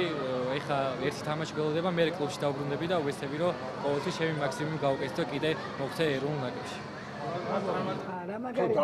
თან იმის გარდა რომ კარგი ფეხბურთელია, როგორ გამართულად შეუძლია აზრის ჩამოყალიბება. და სხვათა შორის ამ თაობის ფეხბურთელებს ბევრთან მაქვს ინტერვიუ ჩაწერილი და ყველას ეს ახასიათებს, რომ აზრის ჩამოყალიბების უნარი გააჩნია ძალიან ისე დახვეწილად და კარგად, რაც ვაღიაროთ, რომ ბევრი წლის წინ ეს ცოტა იყო პრობლემატური საკითხიც. ხო, ну რადგან ახალგაზრდებზე ვლაპარაკობთ, უნდა გავიხსენოთ, რომ ზუსტად 4 დღეში იწყება ევროპის ახალგაზრდული ჩემპიონატი, რომელსაც მას მისდობს სლოვაკეთი და რომლის მონაწილეც არის საქართველოს ნაკრებიც. მეორედ გავედით ევროპის ჩემპიონატზე, ოღონდ პირველად 2 წლის წინ, როდესაც საქართველოში ჩატარდა, მაშინ მასპინძლის სტატუსით ვიყავით. ანუ კვალიფიკაცია არ გაგვივლია და ეხლა ამ ჯერზე უკვე პირველად საქართველოს ნაკრებმა კვალიფიკაცია გაიარა და იქ როგორც ერთ-ერთი გამარჯვებული ისე მიდის სლოვაკეთში სათამაშოდ. ძალიან ძლიერი ჯგუფი ყავს: პოლონეთი, საფრანგეთი, პორტუგალია. თუმცა უნდა ვიბრძოლოთ და ჩვენ შეგვიძლია ახლა სხვათა შორის ძალიან კარგი კლიპი მოამზადა ფეხბურთის ფედერაციამ წარდგენის, ნაკრების წარდგენის, რა შემადგენლობით მიემგზავრება საქართველოს ნაკრები ევროპის ახალგაზრდულ ჩემპიონატზე და ბაჩო და ხატია მინდა გთხოვოთ ამ კლიპში ყურადღება მიაქციოთ ნაკრების მთავარ მწვრთნელს რამაზ სვანაძეს სამუშაო მაგიდაზე რა წიგნები უდევს.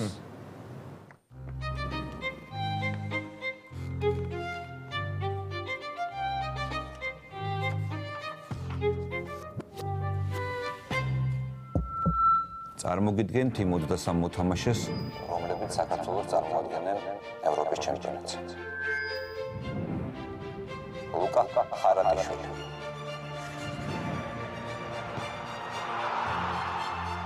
საბა ხვადაგირი, ირაკლი აზაროვი, გაბრიელ სიგუა, ირაკლი იაკობიძე, გიორგი მაისურაძე, თორნიკე მორჩილაძე, საბა საზონოვი, საბა მამაცაშვილი, ლევან ოსიხმაშვილი, ლუკა გაგნიძე, ნოდარ ლომინაძე, ოთო მამაგეიშვილი, გიზი მამაგეიშვილი, ლაშა ოდიშარია, გიორგი აბუაშვილი, ირაკლი იეგოიანი, გიორგი კვერნაძე, ვასილიოს კორდეზიანი, ვახო ბედოშვილი, საბა გოგლიჩიძე, ლევან თანდილაშვილი, მიხეილ მაკაცარი. გელოდებით სლოვაკეთში ევროპის ჩემპიონატზე.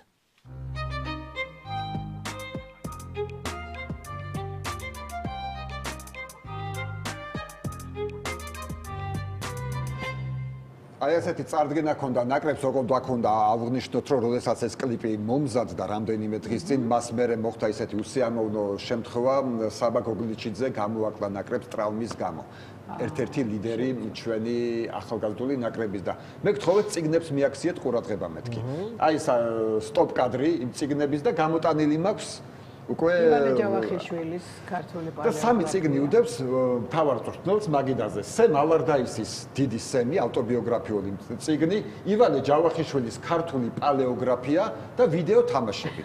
ეხლა ბაჭო შეხო მსახიობი ხარ. რეკვიზიტებს ხო აქვს მნიშვნელობა? ყველა ხო არ გაჩნდებოდა ეხლა კონკრეტულად ეს სამი წიგნი ეს რეკვიზიტი. რგოლი ისეთია რომ არაფერი ტყუილა არ მოხდებოდა. ტყუილა არაფერი არ იქნებოდა. აი როგორ შეგვიძლია ნიკა ხატია ბაჭო როგორ შეგვიძლია ავხსნათ ეს სამი წიგნი. ერთი ეს არის ვიდეო თამაშები, რაც შეიძლება ნიშნავდეს, რომ რადგან ახალგაზრდებთან აქვს საქმე მწვრთნელს? აი წარმოდგენა.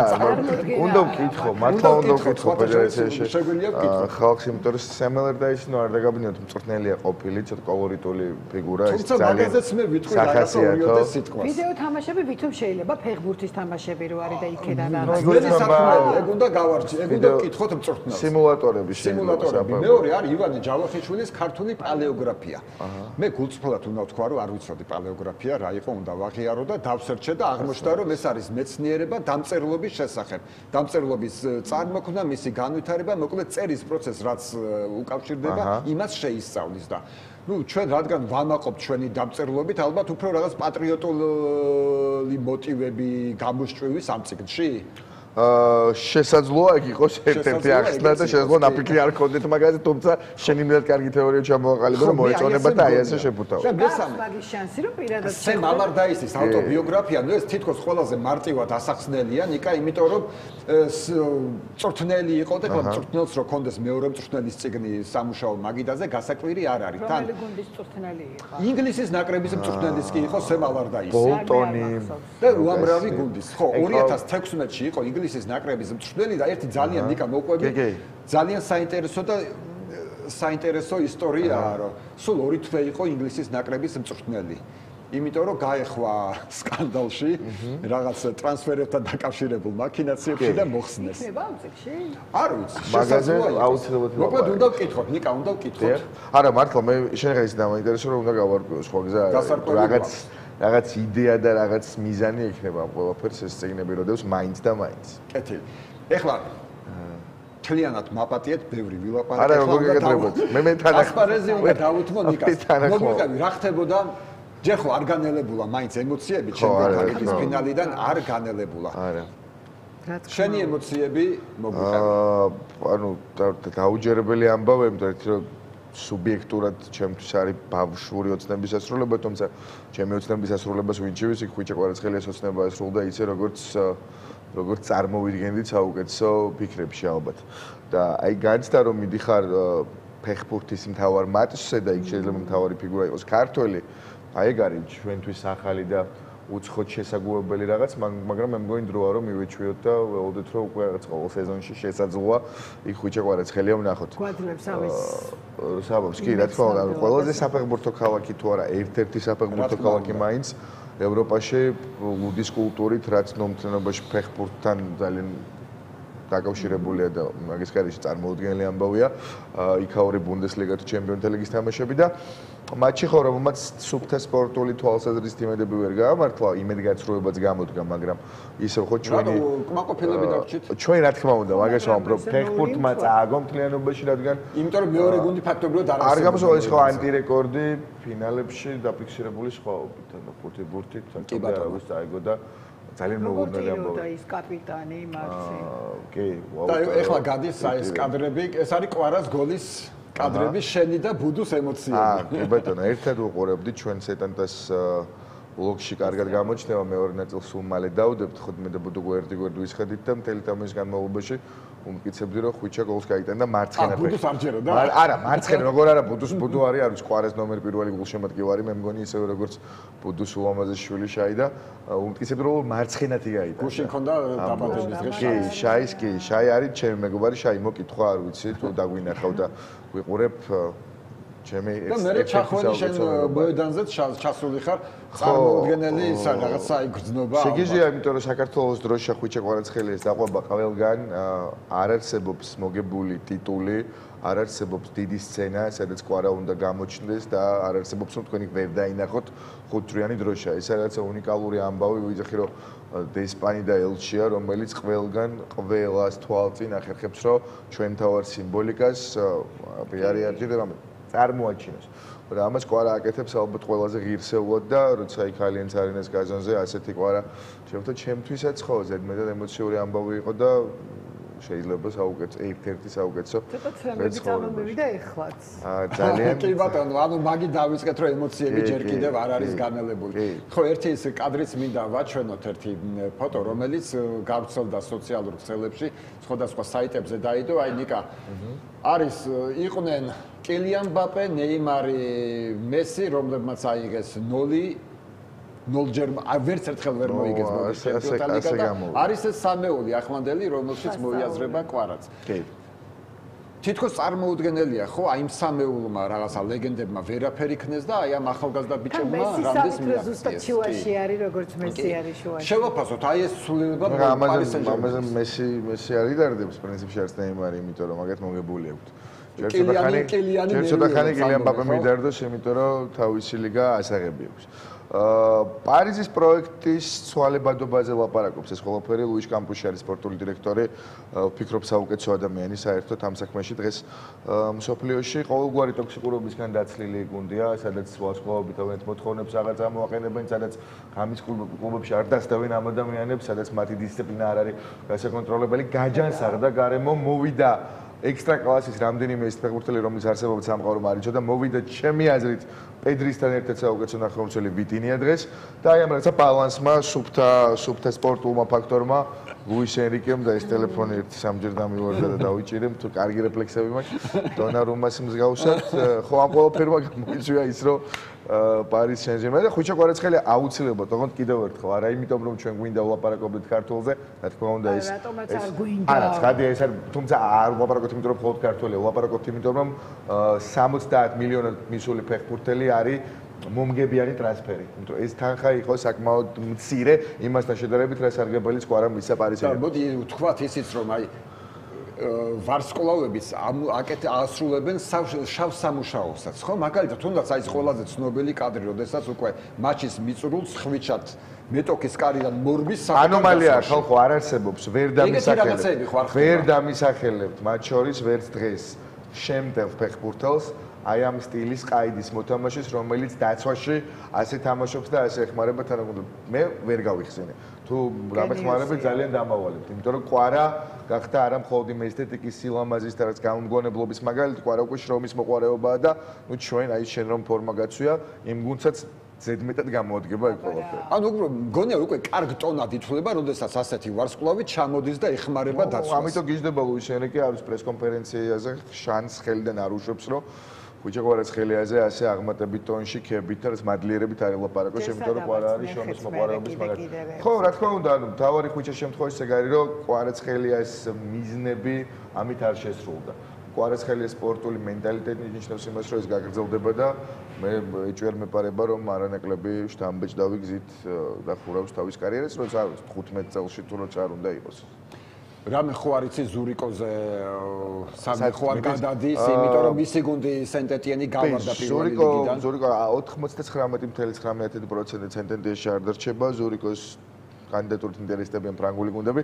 ბოლო სტრასბური იყო ერთ-ერთი ყველაზე რეალისტური ვარიანტი. მე ძალიან გულშემატკივრობ საფრანგეთში მის დარჩენის პერსპექტივას, რადგან იქ კარგი გუნდები არიან, არ ვიცი იქნება ეს ლილი, მონაკო, თუნდაც სტრასბური თუ ვინმე სხვა, ვფიქრობ, რომ გარემოს აი ამ შენარჩუნების პროცესით მას ძალიან დაეხმარება. ძალიან დიდი მადლობა ნიკა. უღრმესი მადლობა ამ საინტერესო საუბრისთვის. მადლობა თქვენ. ხატია ბაჩო, დიდი მადლობა თქვენ. თქვენ ტყურს, ასევე გიორგი ქოჩორაშვილს მინდა მიულოცო გამარჯვება. რომელიც მომდევნო სეზონში ჩემპიონთა ლიგაში ითამაშებს. ნამდვილად და კიდე რამდენი კითხვები მქონდა სერ ალექს ფერგიუსონი უნახავს იქ ტომ კრუზი იქ ბექემი რომლებსაც მიყავდა ტრანსლაცია რეკლამაზე შეგვიძლია ვკითხოთ ეხლა ყველაფერს გამოვკითხავთ აქ გემშვიდობებით სულ რამოდენიმე საათით რადგანაც ზუსტად ხვალ დილას კვირის დილის ლაივი ისევ დაგიბრუნდებით ძალიან საინტერესო ამბებით ბედნიერ დღეს გისურვებთ ნახვამდის